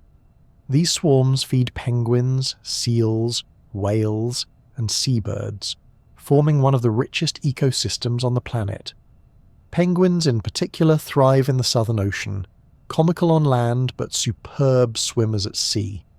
They dive, twist, and rocket through the water with effortless grace. Humans, on the other hand, have a far harder time. The freezing winds, shifting ice, and long polar nights make survival a monumental challenge. Penguins thrive here. Humans, not so much. Expeditions throughout history have proven just how unforgiving these places can be, with tales of endurance, disaster, and the occasional triumph etched into exploration lore. The polar seas have also shaped human imagination. For centuries they were blank spots on maps, feared as icy wastelands or dreamed of as gateways to hidden continents. Expeditions into these waters were acts of both science and sheer willpower, as ships creaked against crushing ice, and crews endured months of darkness. Even today, venturing into the polar oceans demands respect, as modern vessels still contend with drifting icebergs, unpredictable storms, and biting cold. These oceans also hold immense scientific value. Ice cores drilled in Antarctica contain bubbles of air from hundreds of thousands of years ago, providing a direct record of past climates. Marine sediments tell stories of shifting currents, glacial cycles, and changes in productivity. Scientists working in the Arctic monitor the retreat of summer ice, a bellwether for global warming. Every year of observation adds urgency, as both poles show signs of rapid change that will ripple far beyond their frozen shores. The importance of the polar seas to global climate cannot be overstated.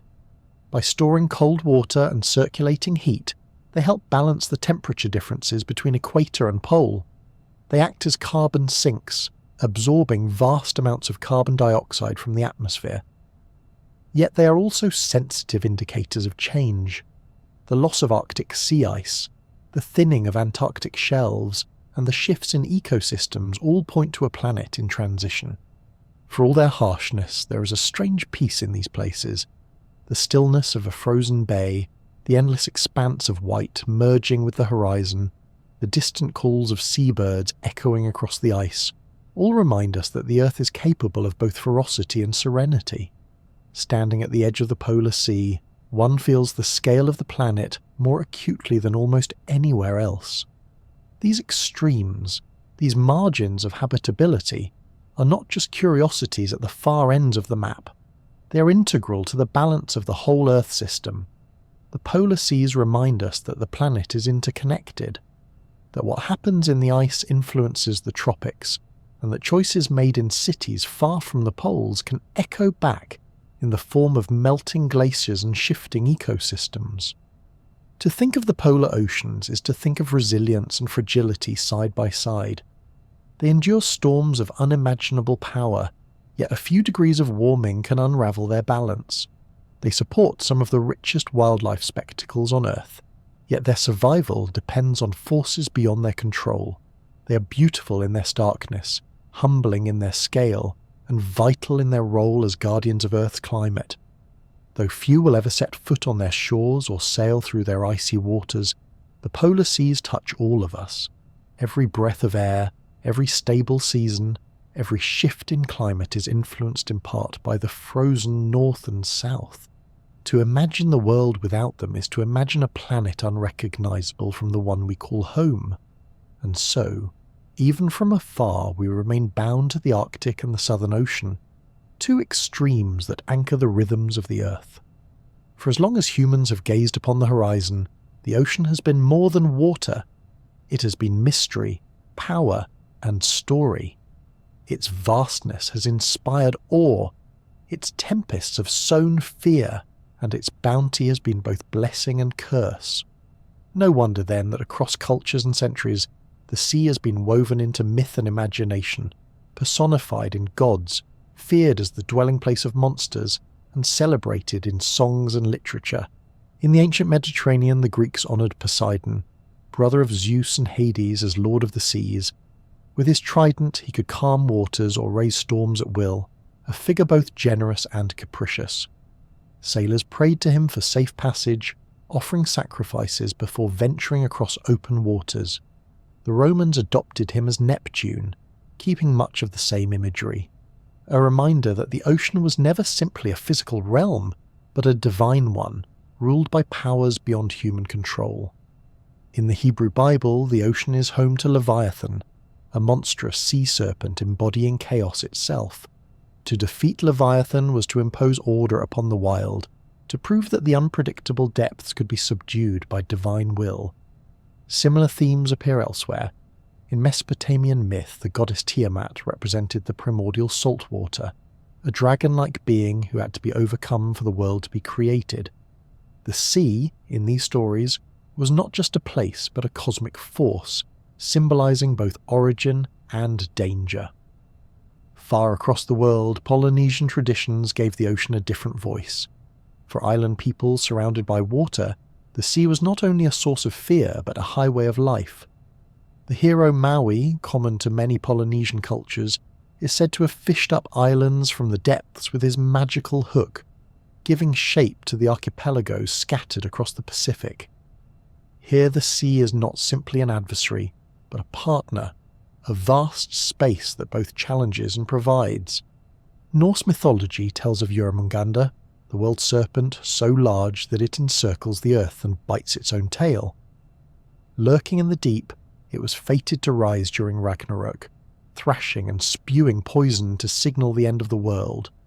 The image captures the ocean's dual nature, a circle enclosing all life, yet also a threat of destruction, always waiting beneath the surface.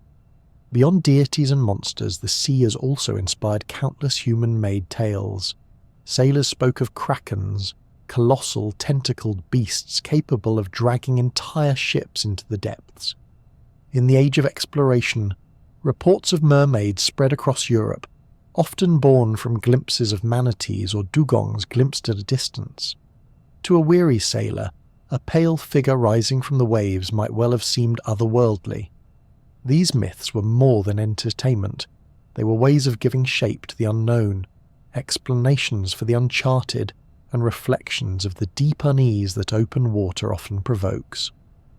But the ocean has always been more than a threat. It has been a giver of life, a source of food, and a path to discovery. Myths often reflect this duality. Poseidon could bring bounty as well as destruction. Maui, while mischievous, offered his people islands to live upon. Even Leviathan, while terrifying, confirmed the greatness of the divine power that could subdue it.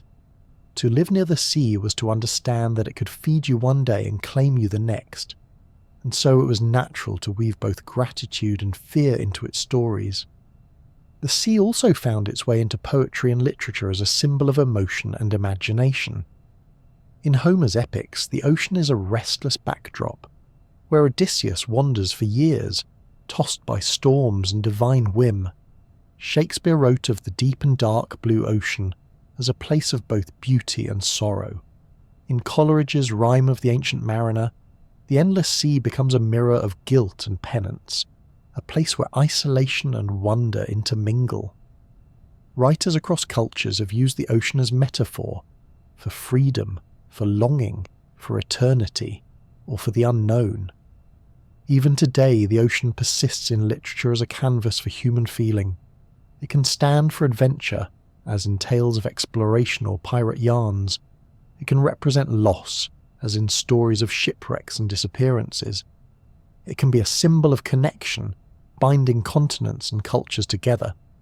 Modern novels and films still return to the sea for its unmatched ability to evoke awe, danger, and discovery. Part of this imaginative hold comes from the simple fact that the ocean remains unknowable. Standing on the shore, one sees only the surface, a horizon that promises much but reveals little. What lies beneath is hidden, and what lies beyond is uncertain. For millennia, this gap in knowledge invited stories to fill it. Myths gave shape to what could not be seen, offering monsters where science had not yet ventured. Even now, with satellites and submarines, the deep retains its mystery, and imagination still clings to its shadows. The ocean is also a place of rhythm, its tides and waves inspiring music, chant, and verse. Coastal peoples have long sung songs that mimic the sea's cadences, from work chants timed to rowing strokes, to lullabies that echo the hush of waves. The sea has entered language itself. We speak of waves of emotion, tides of history, currents of thought. The imagery reflects how deeply this watery realm runs in the human psyche. It is striking that across cultures separated by oceans themselves, similar themes arise. The sea is creation and destruction, home of gods and beasts, a place of passage and of peril. Whether envisioned as a nurturing mother or a devouring serpent, it occupies a central place in humanity's collective imagination. Perhaps this is inevitable, for no matter where people settled, the ocean was never far away, a horizon always present, a force always felt. In reflecting on these myths and stories, we glimpse how humans have always sought to make sense of the ocean's dual nature.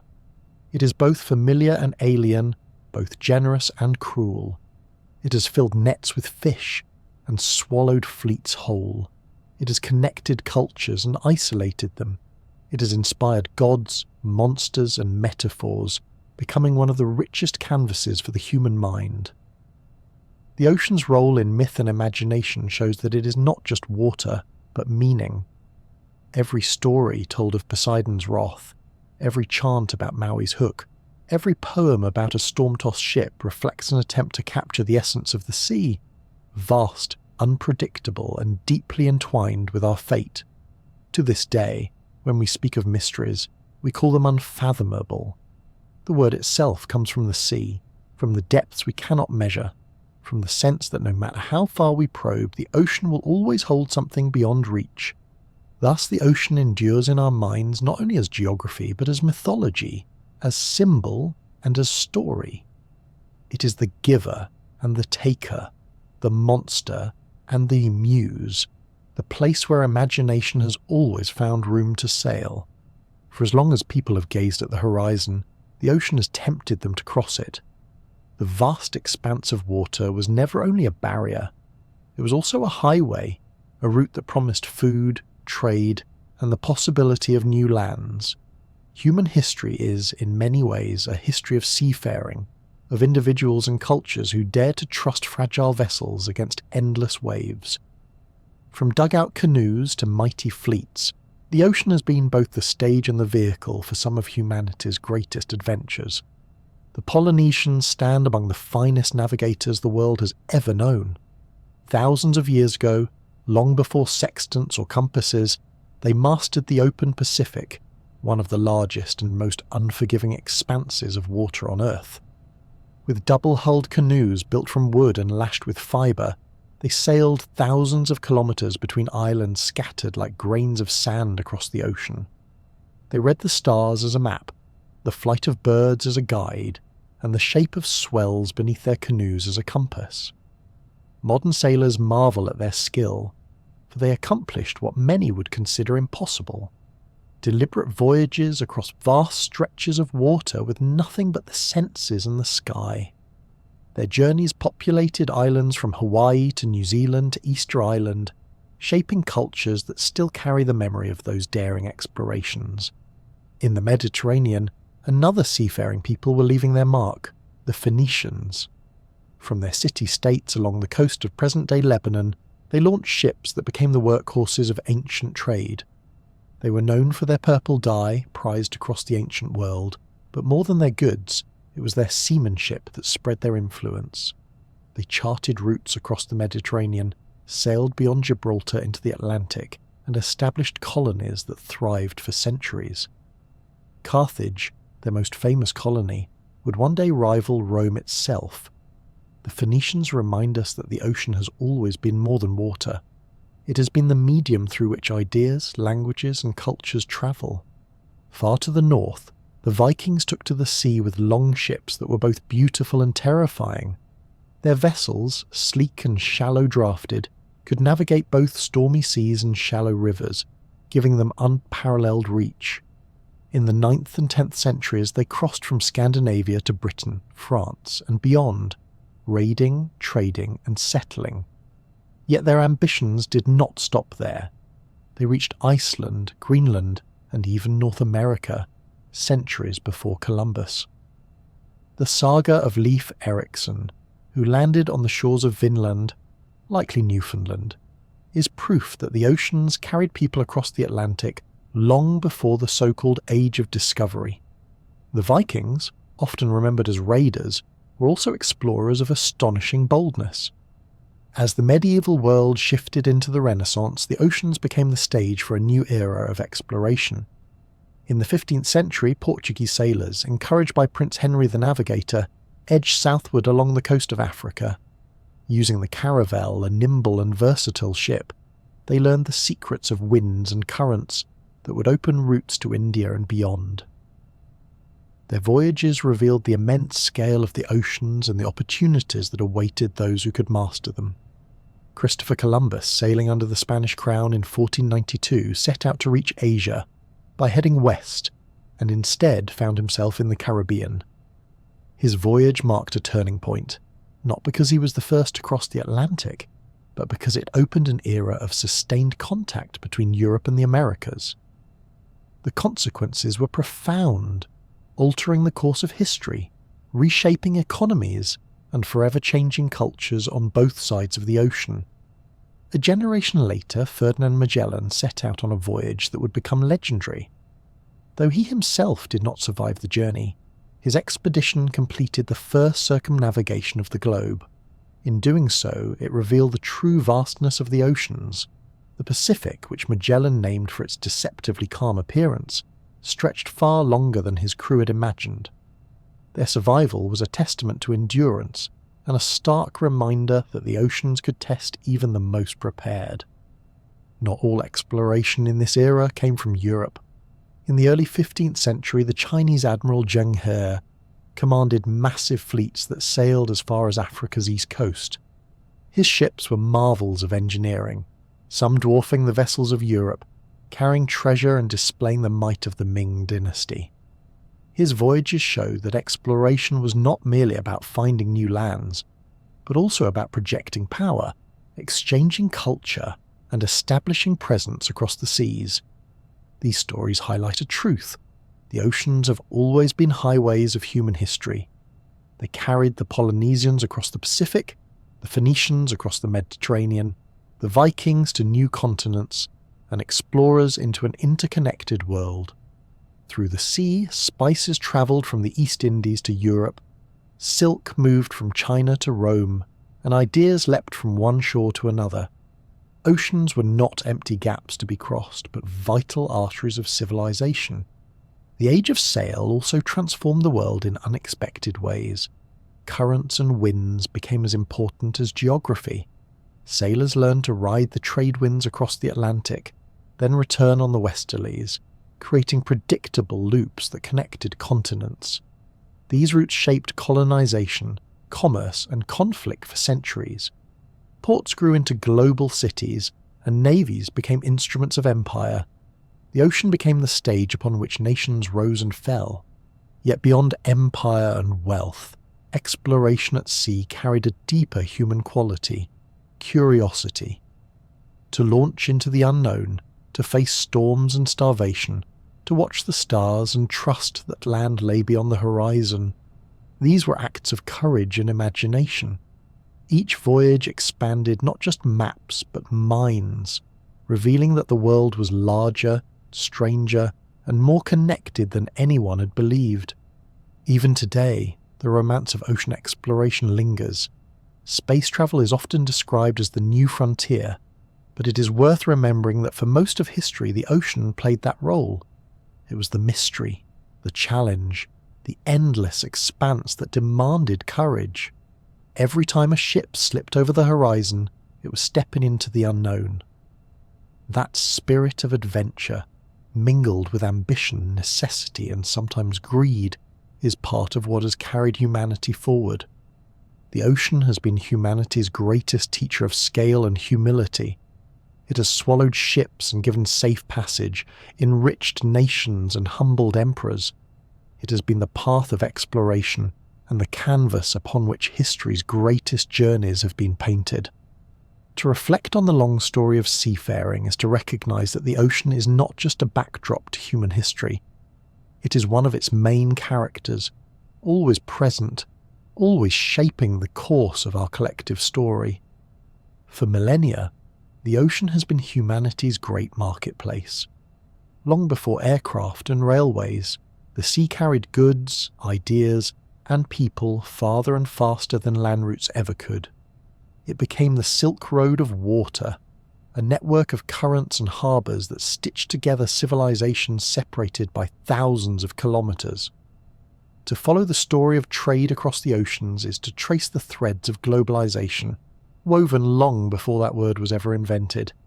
In antiquity, merchants plied the waters of the Indian Ocean, sailing monsoon winds between East Africa, Arabia, India, and Southeast Asia. These winds blew predictably, out of the southwest during summer, out of the northeast during winter, creating a natural timetable for commerce. Spices, ivory, textiles, and precious stones moved along these watery highways. Chinese silk and porcelain made their way west, while gold, frankincense, and exotic woods travelled east. It was less a single route than a web of connections, linking bustling ports from Zanzibar to Calicut to Malacca. The ocean was not an obstacle, but the essential bridge between worlds. This maritime Silk Road rivaled its overland cousin in significance. Caravans across deserts were slow and perilous, while ships could carry tons of cargo over great distances. The great empires of Rome, Persia, and later the Abbasid Caliphate thrived on the goods that arrived by sea. Archaeological finds of Roman coins in India or Chinese ceramics in East Africa testify to how far these networks stretched. The ocean turned distant strangers into trading partners, setting the stage for the first truly global interactions. As centuries passed, trade across the seas grew into the foundation of entire empires. The Portuguese, armed with caravels and navigational knowledge, carved out a network of forts and ports stretching from Lisbon to Goa to Malacca. The Spanish, sailing west, forged connections across the Atlantic and Pacific, bringing silver from the mines of the Americas to fuel Asian markets. Their Manila galleons crossed from Mexico to the Philippines, carrying silver one way and silk the other, an early conveyor belt of globalization. The Dutch followed, establishing the Dutch East India Company, one of the world's first multinational corporations. With their heavily armed ships and efficient organisation, they dominated the spice trade for over a century. The British and French soon joined the competition, and naval power became inseparable from economic might. To control the sea was to control wealth. Ports were not just harbours, they were hubs of empires where taxes were collected, alliances forged, and fortunes made. Colonial networks depended on ocean trade, and with it came darker chapters of history. The Atlantic became the stage for the triangular trade, where enslaved Africans were transported across to the Americas, their forced labour producing sugar, cotton, and tobacco that fed European markets. Ships became instruments not just of commerce, but of cruelty, their holds filled with human suffering. The wealth of many colonial powers was built on these grim voyages, a reminder that ocean trade has always carried both prosperity and exploitation. Yet beyond empire and exploitation, the sea continued to connect. Coffee from Yemen, tea from China, sugar from the Caribbean, and spices from Indonesia reshaped diets and cultures worldwide. The global palate expanded because oceans allowed goods to move on a scale unimaginable by land. A Londoner sipping tea with sugar in the 17th century was, knowingly or not, part of an international network of trade stretching across half the globe. The Industrial Revolution accelerated this process dramatically. Steamships replaced sails, iron hulls replaced wood, and canals like Suez and Panama shortened journeys by weeks. Suddenly, global trade was not measured in months but in days. Naval empires gave way to industrial powers, and the oceans remained the critical arteries of commerce. Today, shipping is so routine that we barely notice it. Yet modern trade depends almost entirely on the sea. Container ships, those floating giants of steel, carry about 90% of global goods. They glide across oceans with staggering efficiency, stacked high with colourful boxes filled with everything from electronics to furniture to bananas.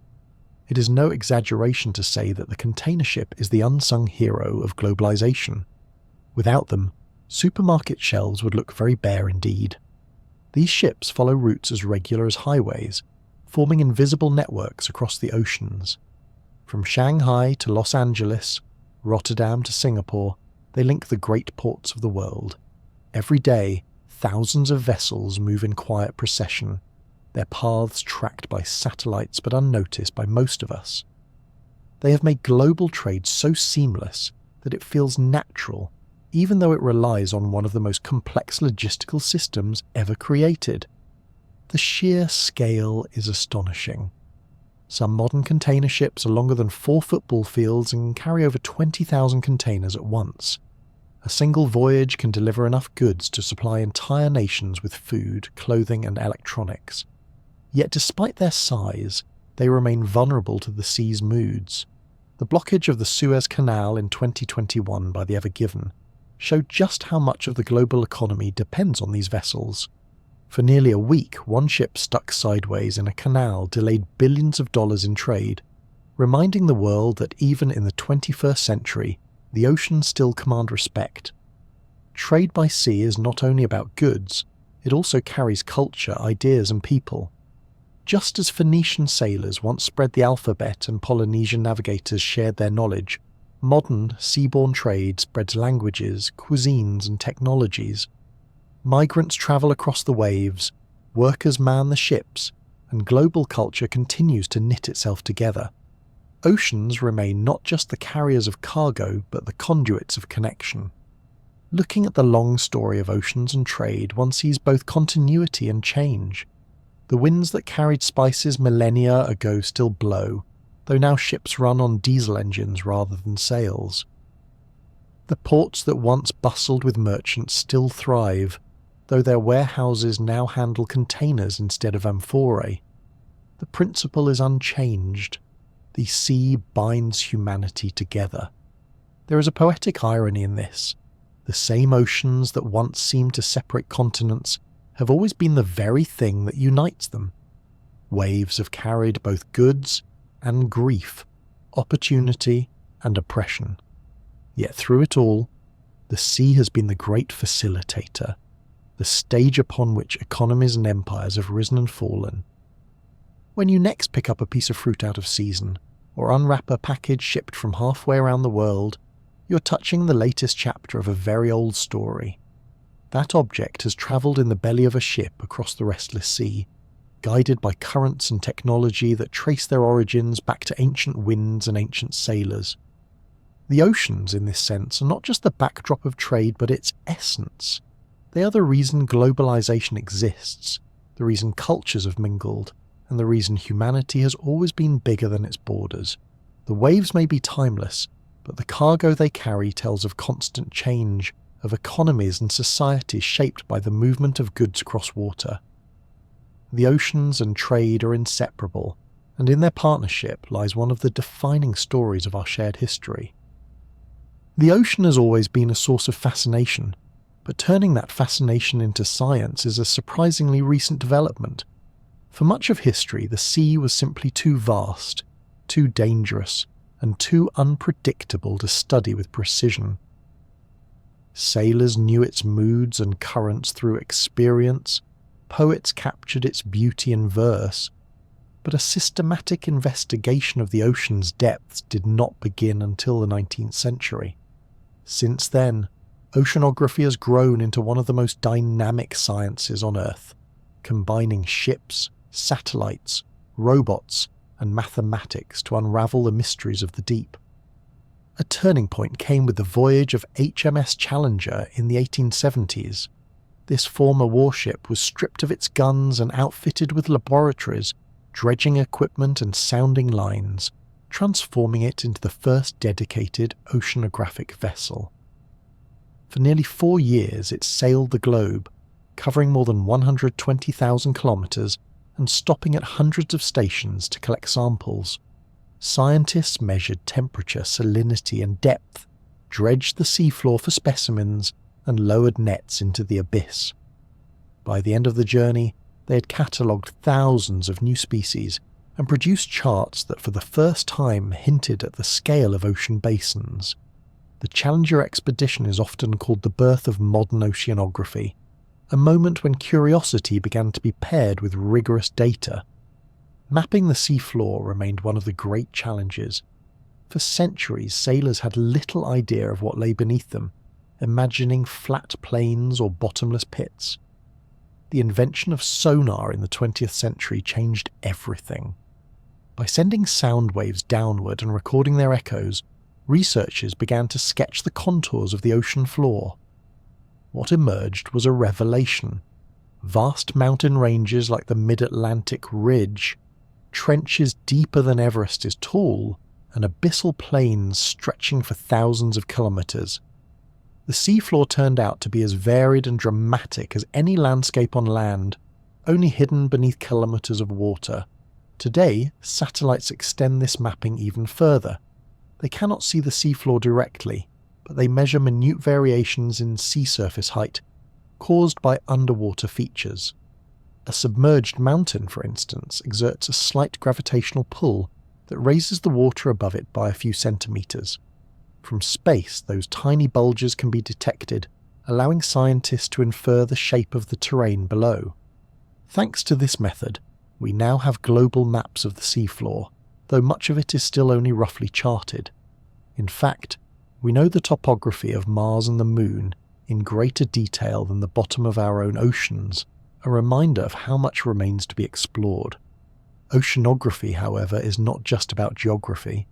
It is about understanding the processes that make the sea a living system. Currents, for example, are studied with a combination of buoys, floats, and computer models. Instruments drift with the flow, sending back data on temperature, salinity, and velocity. These records reveal the great conveyor belt of thermohaline circulation that links the oceans together, moving heat and nutrients around the globe. This circulation influences everything from monsoons in Asia to storms in the Atlantic, tying local weather to planetary-scale flows of water. Climate science and oceanography are now inseparable. The oceans absorb about 90% of the excess heat trapped by greenhouse gases, making them the planet's primary buffer against rapid warming. They also take in vast amounts of carbon dioxide, altering their chemistry in ways that ripple through ecosystems. Tracking these changes requires fleets of instruments, satellites monitoring sea surface temperature and height, drifting floats recording conditions in the depths, and ships deploying sensors across strategic regions. The result is a global ocean observing system, a kind of stethoscope pressed against the planet's blue heart. Modern research vessels continue the tradition of the Challenger, though they are far more sophisticated. Ships like the RRS Discovery or the JOIDES Resolution carry laboratories, drilling rigs, and sonar systems capable of mapping the seabed in exquisite detail. They can lower remotely operated vehicles into trenches, collect cores of sediment millions of years old, and deploy arrays of instruments to measure currents across entire ocean basins. These vessels are floating universities, where teams of scientists live and work for weeks at a time, studying the sea in ways that were unimaginable only a century ago.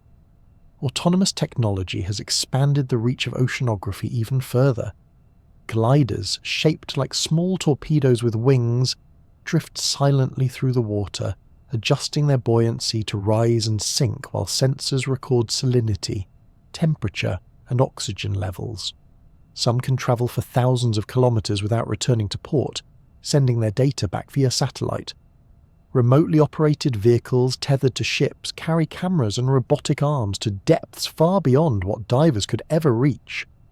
They have filmed hydrothermal vents, recovered samples from trenches, and discovered countless species never before seen. These machines extend human senses into realms that would otherwise remain beyond our reach. Oceanography also depends heavily on collaboration. No single nation can claim to study the oceans alone, for the seas ignore political borders. International programs coordinate fleets of ships and networks of sensors, sharing data that is vital for understanding global phenomena. The Argo program, for example, maintains a fleet of thousands of robotic floats drifting throughout the world's oceans, each surfacing periodically to beam back measurements. Together they form a global picture of the ocean's interior, something that would have been unthinkable even a generation ago. The science of the sea is not only about practical data, it also carries a sense of wonder. Every expedition has the chance to discover something unexpected, whether it is a new species, a geological oddity, or an unexplained phenomenon. In the 1970s, hydrothermal vents were discovered along mid-ocean ridges, complete with ecosystems powered not by sunlight, but by chemical energy. More recently, deep-sea cameras have captured colossal squid, bizarre jellyfish, and landscapes of frozen methane. Each discovery reminds us that even after centuries of exploration, the oceans remain one of the last great frontiers on Earth. There is also a playful side to oceanography. Scientists sometimes give whimsical names to the creatures they find, or jokingly refer to gliders as sea robots. And who could blame them? After weeks aboard a rolling ship, joy can be found in the smallest things, whether it is spotting bioluminescence sparkling in the wake, or lowering a camera into a place no human eyes have ever seen. The seriousness of the data is balanced by the sheer delight of discovery. Oceanography has come a long way since sailors lowered ropes with lead weights into the depths to measure fathoms. Today, satellites orbit the Earth, robots glide through the sea, and supercomputers model the flows of entire basins. Yet the essence remains the same, a desire to understand the vast, restless waters that cover our world. It is a science born of curiosity, sustained by technology, and driven by the recognition that the ocean is not just a backdrop to life but its central stage. To study the ocean is to study ourselves, for our climate, our food, and our future are all bound to its rhythms. The science of the sea reveals patterns that are at once ancient and immediate, helping us see the planet as a connected system. Every chart, every measurement, every new species catalogued is another step toward appreciating the oceans not just as scenery, but as the living engine of the Earth. And perhaps the greatest discovery of all is that, for all our progress, the sea still holds more questions than answers, inviting us to keep exploring. The oceans, vast and seemingly eternal, can feel indestructible. Standing on a shore, it is difficult to imagine that something so immense could ever be vulnerable. Waves crash, tides rise, and storms sweep the water into towering walls of spray. Surely nothing could touch such power. And yet, for all their strength, the oceans are under strain. They remain resilient, but human activity has placed them under a pressure unlike any they have ever faced before. One of the greatest challenges is overfishing. For thousands of years, the sea provided food in abundance. Coastal communities lived from its bounty, pulling nets heavy with fish, trusting that the stock would always replenish itself. For a long time, this was true. But with the advent of industrial fishing in the 20th century, the scale of harvest changed dramatically. Massive trawlers now sweep entire sections of seabed in a single pass. Long lines stretch for kilometres, with thousands of hooks baited for tuna, swordfish and sharks. The result has been dramatic declines in populations that once seemed inexhaustible. Atlantic cod, once so numerous that sailors claimed you could walk across their backs, collapsed to a fraction of their former numbers in the late 20th century. Bluefin tuna, a majestic predator capable of crossing oceans, has been driven to the edge in many regions by demand for sushi and sashimi. Overfishing not only threatens individual species, but unravels entire ecosystems, as the removal of top predators cascades down the food web. Another pressure comes from pollution, the less visible but equally pervasive enemy of the sea. Rivers carry fertilizers and pesticides from farmland into estuaries, creating vast dead zones where oxygen is depleted and little can survive. The Gulf of Mexico hosts one of the largest of these, a seasonal hypoxic zone that can stretch for tens of thousands of square kilometres. Industrial runoff, untreated sewage, and oil spills further compound the problem. Each pollutant may seem insignificant in isolation, but together they accumulate into an immense burden. Plastics in particular have become a symbol of modern pollution. Every year, millions of tons of plastic waste enter the oceans, carried by winds, rivers, and careless disposal. Some of it floats, forming gyres of debris like the Great Pacific Garbage Patch, a soup of fragments swirling in the currents. Some of it sinks, littering the seafloor, and much of it breaks into microplastics, tiny shards that infiltrate the bodies of fish, birds, and even humans. Scientists have found plastic fibres in the deepest trenches and in Arctic sea ice, a reminder that no corner of the ocean is untouched. A plastic bottle discarded on a city street can eventually find its way into the stomach of a seabird thousands of kilometres away. Beyond pollution lies a subtler but even more profound threat: acidification. When carbon dioxide dissolves into seawater, it forms carbonic acid, lowering the pH of the ocean. Since the Industrial Revolution, the oceans have absorbed about a third of all the carbon dioxide humans have emitted, acting as a vital buffer against climate change. But this service comes at a cost. The chemistry of seawater is shifting, making it harder for corals, mollusks, and plankton to build their calcium carbonate shells and skeletons. Entire ecosystems built on these organisms risk collapse if the trend continues. Coral reefs, already stressed by warming waters, are doubly threatened by acidification, their delicate frameworks dissolving in conditions that no amount of adaptation can easily overcome. Warming itself is another challenge. The oceans have absorbed about 90% of the excess heat from greenhouse gases, turning them into a planetary sponge for our emissions. This warming is uneven, but its effects ripple everywhere. Polar ice melts faster, raising sea levels. Marine species shift their ranges toward cooler waters, leaving traditional fishing grounds depleted. Heat waves in the sea, prolonged periods of unusually high temperatures, devastate kelp forests, seagrass meadows, and reefs. The Great Barrier Reef has suffered multiple mass bleaching events in recent decades, each one leaving large sections ghostly white, stripped of the vibrant corals that once flourished. The combined impact of these pressures is a loss of biodiversity on a staggering scale.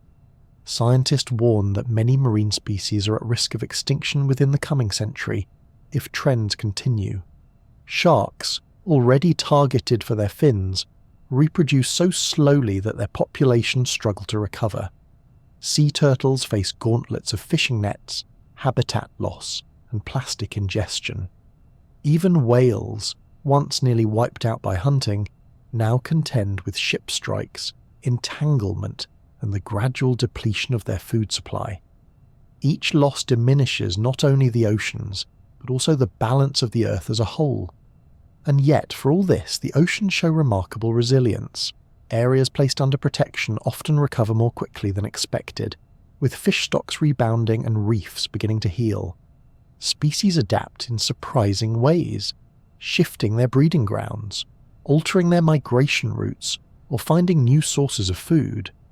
The seas have endured ice ages, asteroid impacts, and climate swings far greater than those of human memory. Given the chance, they can endure again. The key lies in whether we ease the pressures or continue to compound them. There is also humour, even in the seriousness of the situation. One could say that the container ship is the unsung hero of globalisation, but plastics, its accidental sidekick, have become the ocean's unwanted guest. The irony is sharp. The very networks that bind the world together have also scattered our waste across every tide. It is a reminder that progress without foresight can quickly spill over into unintended consequences. To think of the oceans as both resilient and fragile is not a contradiction. It is the truth of life itself. They can absorb tremendous change, but not without limits. A reef can recover from a storm but not from relentless bleaching. A fishery can rebound after a pause but not if nets sweep it year after year without reprieve. The ocean can forgive, but it cannot be ignored. When you stand by the shore and watch the waves roll in, it is easy to believe that they are eternal. In a sense they are. The ocean itself will outlast us, but the richness within those waters, the shoals of fish, the gardens of coral, the whales that breach and the seabirds that dive, these are not guaranteed. They depend on choices, on restraint, and on recognition of how deeply our lives are tied to theirs. The threats facing the oceans are immense, but they are not insurmountable. With care, stewardship, and respect, the sea can remain what it has always been, the beating heart of the planet, powerful, mysterious, and alive. To forget that is to risk losing one of Earth's greatest treasures. To remember it is to see the ocean not as a victim, but as a partner, resilient, enduring, but deserving of our protection. When we think about the future of the oceans, it is tempting to picture them as timeless, unchanging blue expanses. After all, they have been here since the earliest days of Earth, shaping continents, nurturing life, and regulating climate. Yet the future of the oceans is not set in stone. It is being decided right now by choices both small and large, from the way we fish to the energy we use to the industries we permit. The seas, for all their depth and power, remain vulnerable to what happens above the waves. Their story is still unfolding, and humanity is one of the authors holding the pen. One of the most promising chapters in this story is the growth of conservation efforts.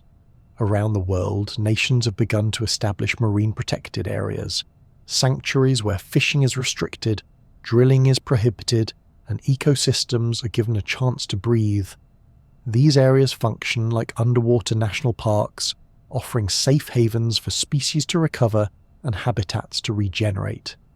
Studies show that within such protected zones, fish populations often rebound, corals heal, and biodiversity flourishes.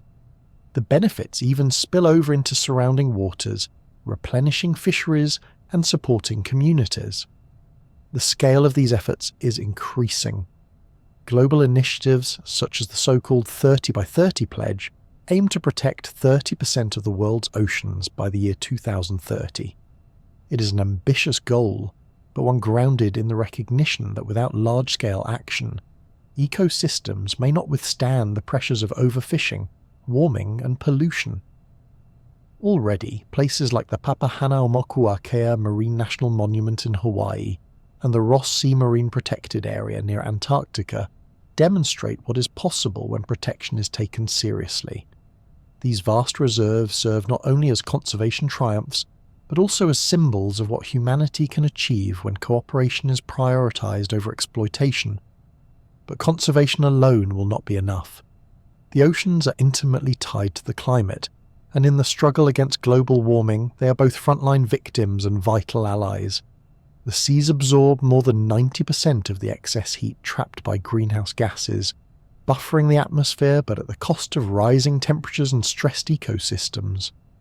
They also take in about a third of our carbon dioxide emissions, altering their chemistry through acidification. If the oceans are to remain stable, they must be part of the solution as well as the problem. Scientists are exploring how the seas can help mitigate climate change. Coastal ecosystems such as mangroves, seagrasses, and salt marshes are champions of carbon storage, locking away vast amounts of blue carbon in their soils. Protecting and restoring these habitats could sequester millions of tons of carbon dioxide, while also shielding coasts from storms and erosion.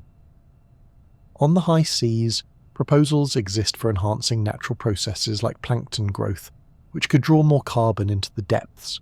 Such ideas remain controversial, for the ocean is a delicate system, and interventions can have unintended consequences. Yet the potential is undeniable. If treated wisely, the seas could help stabilize the very climate they now absorb the brunt of. Alongside these hopes, however, loom new dilemmas. Among the most pressing is the question of deep-sea mining. As demand for rare minerals grows, cobalt, nickel, manganese, and others used in batteries and electronics, companies are eyeing the abyssal plains where nodules of these metals lie scattered across the sediment. Mining them promises a supply of resources needed for renewable energy technologies, but the cost may be ecosystems that have taken millions of years to form. The deep sea, though seemingly barren, is home to unique life forms, many of which remain undiscovered. Disturbing these environments could have consequences we do not yet understand. Ethical questions swirl around this issue. Should humanity extract resources from places so poorly studied? Is the short-term gain worth the long-term risk? Some nations and organisations have called for a moratorium on deep-sea mining until more is known, while others push forward with exploration and pilot projects.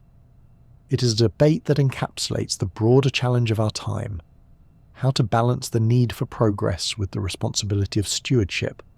Despite the threats and uncertainties, there are reasons for optimism. Advances in technology allow us to monitor and manage the oceans with greater precision than ever before. Satellites track sea surface temperatures and currents, drones survey coral reefs, and autonomous gliders roam the depths collecting data.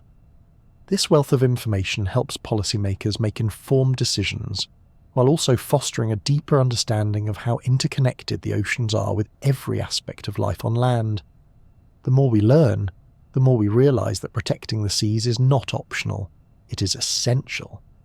Public awareness too is growing.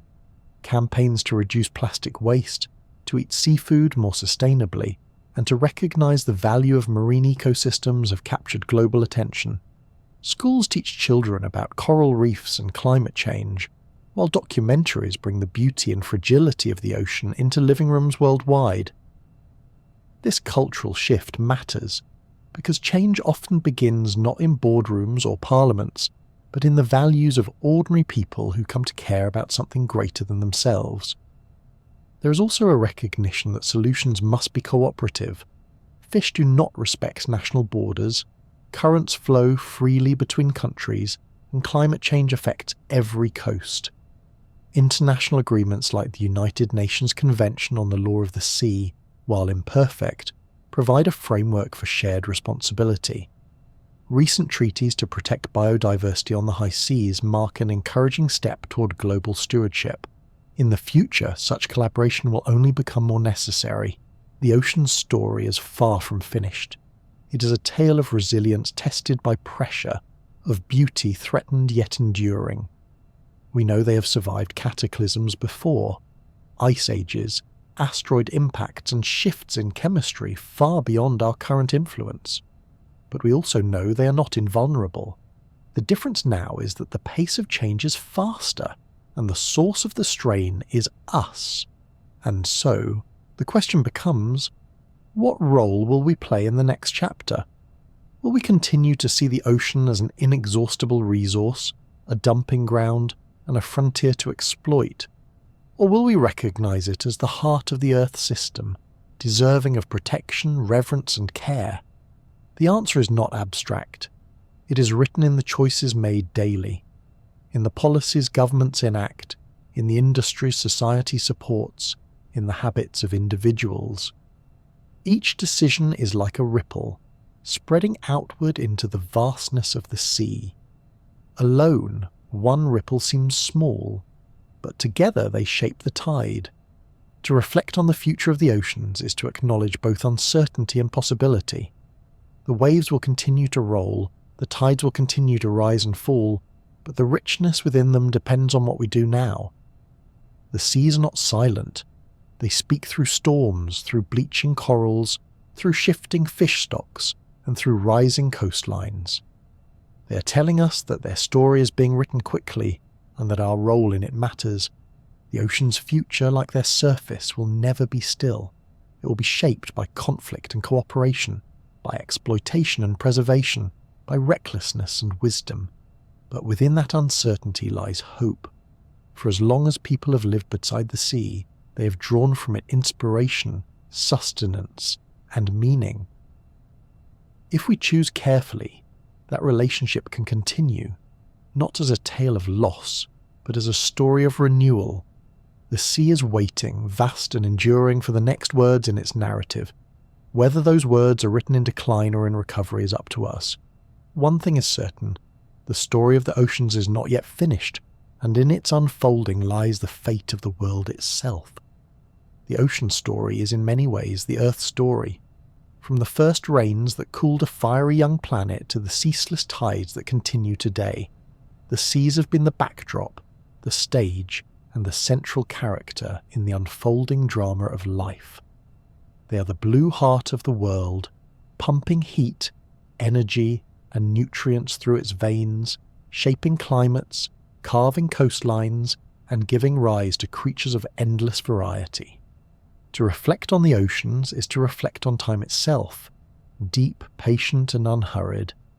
What makes the ocean so compelling is its paradoxical nature. It is constant yet always changing, familiar yet unfathomable, nurturing yet unforgiving.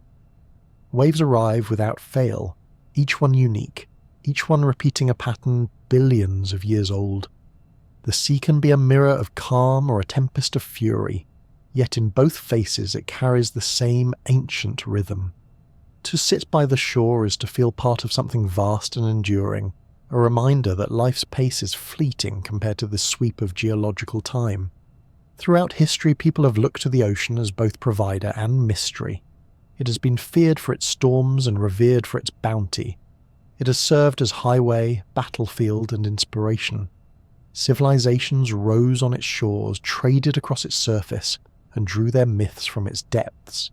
Even now, in an age of satellites and sonar, much of it remains a realm of the unknown. The deep still resists our reach, keeping its secrets with a patience we can barely comprehend. And yet, for all its scale, the ocean connects intimately with our daily lives. The breath of plankton drifting in the sunlit surface provides oxygen for the air we inhale. The rise and fall of tides, governed by the moon's distant pull, shapes coasts and calendars.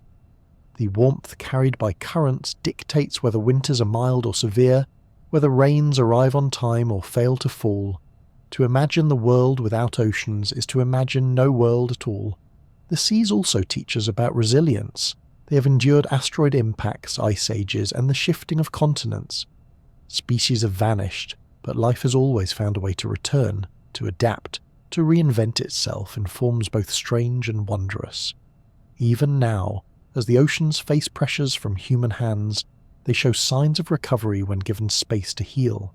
Coral reefs can rebound, fish stocks can replenish, ecosystems can regenerate. The patience of the sea allows for renewal, if only we allow it. In contemplating the oceans, one begins to sense a rhythm larger than any single life. It is there in the tides that pull and release, in the migration of whales across hemispheres, in the centuries-long circulation of the global conveyor belt. The ocean moves in cycles of minutes and millennia, weaving together the fleeting and the eternal. It reminds us that while our concerns may feel urgent, the world moves at a pace far beyond our own, steady and unhurried. There is a quiet humility in standing at the edge of the sea.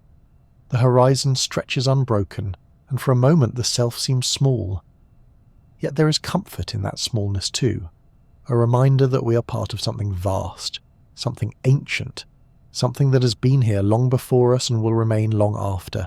The ocean does not ask for grandeur or attention, it simply continues, wave after wave, tide after tide, as it has for billions of years. The oceans are also a mirror. In their reflective surface we see our histories, our ambitions and our vulnerabilities. They carry our ships and our stories, our commerce and our waste, our myths and our science. They reveal the best and worst of what humanity is capable of. Generosity and exploitation, curiosity and recklessness. To look at the ocean is to look at ourselves, both the promise of what we can achieve and the caution of what we must avoid. As this long journey through the oceans draws to a close, it is worth pausing to return to the image of Earth as seen from space. From afar, our planet is not green or brown, but overwhelmingly blue. The seas dominate, wrapping continents in a shimmering cloak, reflecting sunlight into space, glowing softly in the dark of night. This view is a reminder that the ocean is not an accessory to the Earth. It is its essence. It is what makes this planet unique in the cosmos, what makes it habitable, what makes it home. And so the ocean remains timeless and patient. It will continue to surge against cliffs, to whisper against beaches, to breathe in rhythm with the moon. The tides will rise and fall long after our names are forgotten, long after cities have crumbled, long after mountains have eroded to plains. This endurance is not cold or indifferent, but quietly reassuring. Whatever storms we face, whatever changes unfold, the ocean will continue its eternal cycle, steady and true. Perhaps that is the greatest gift the ocean offers: perspective. To listen to its waves is to remember that time is vast, that resilience is real, and that connection is everywhere. Every droplet of rain, every breath of air, every grain of sand on the shore is tied to the sea. It is the link between past and future, between the smallest microbe and the largest whale, between distant continents and the lives lived upon them. As we leave this reflection, imagine the ocean not just as water, but as a living story still being written. It is the memory of the earth and its promise. It is the blue heart that beats beneath everything we know. To stand beside it is to stand beside patience, endurance, and quiet eternity. And as the day fades and night settles, remember this: the tide will rise again tomorrow, just as it has for billions of years, steady, eternal, and quietly carrying the story of Earth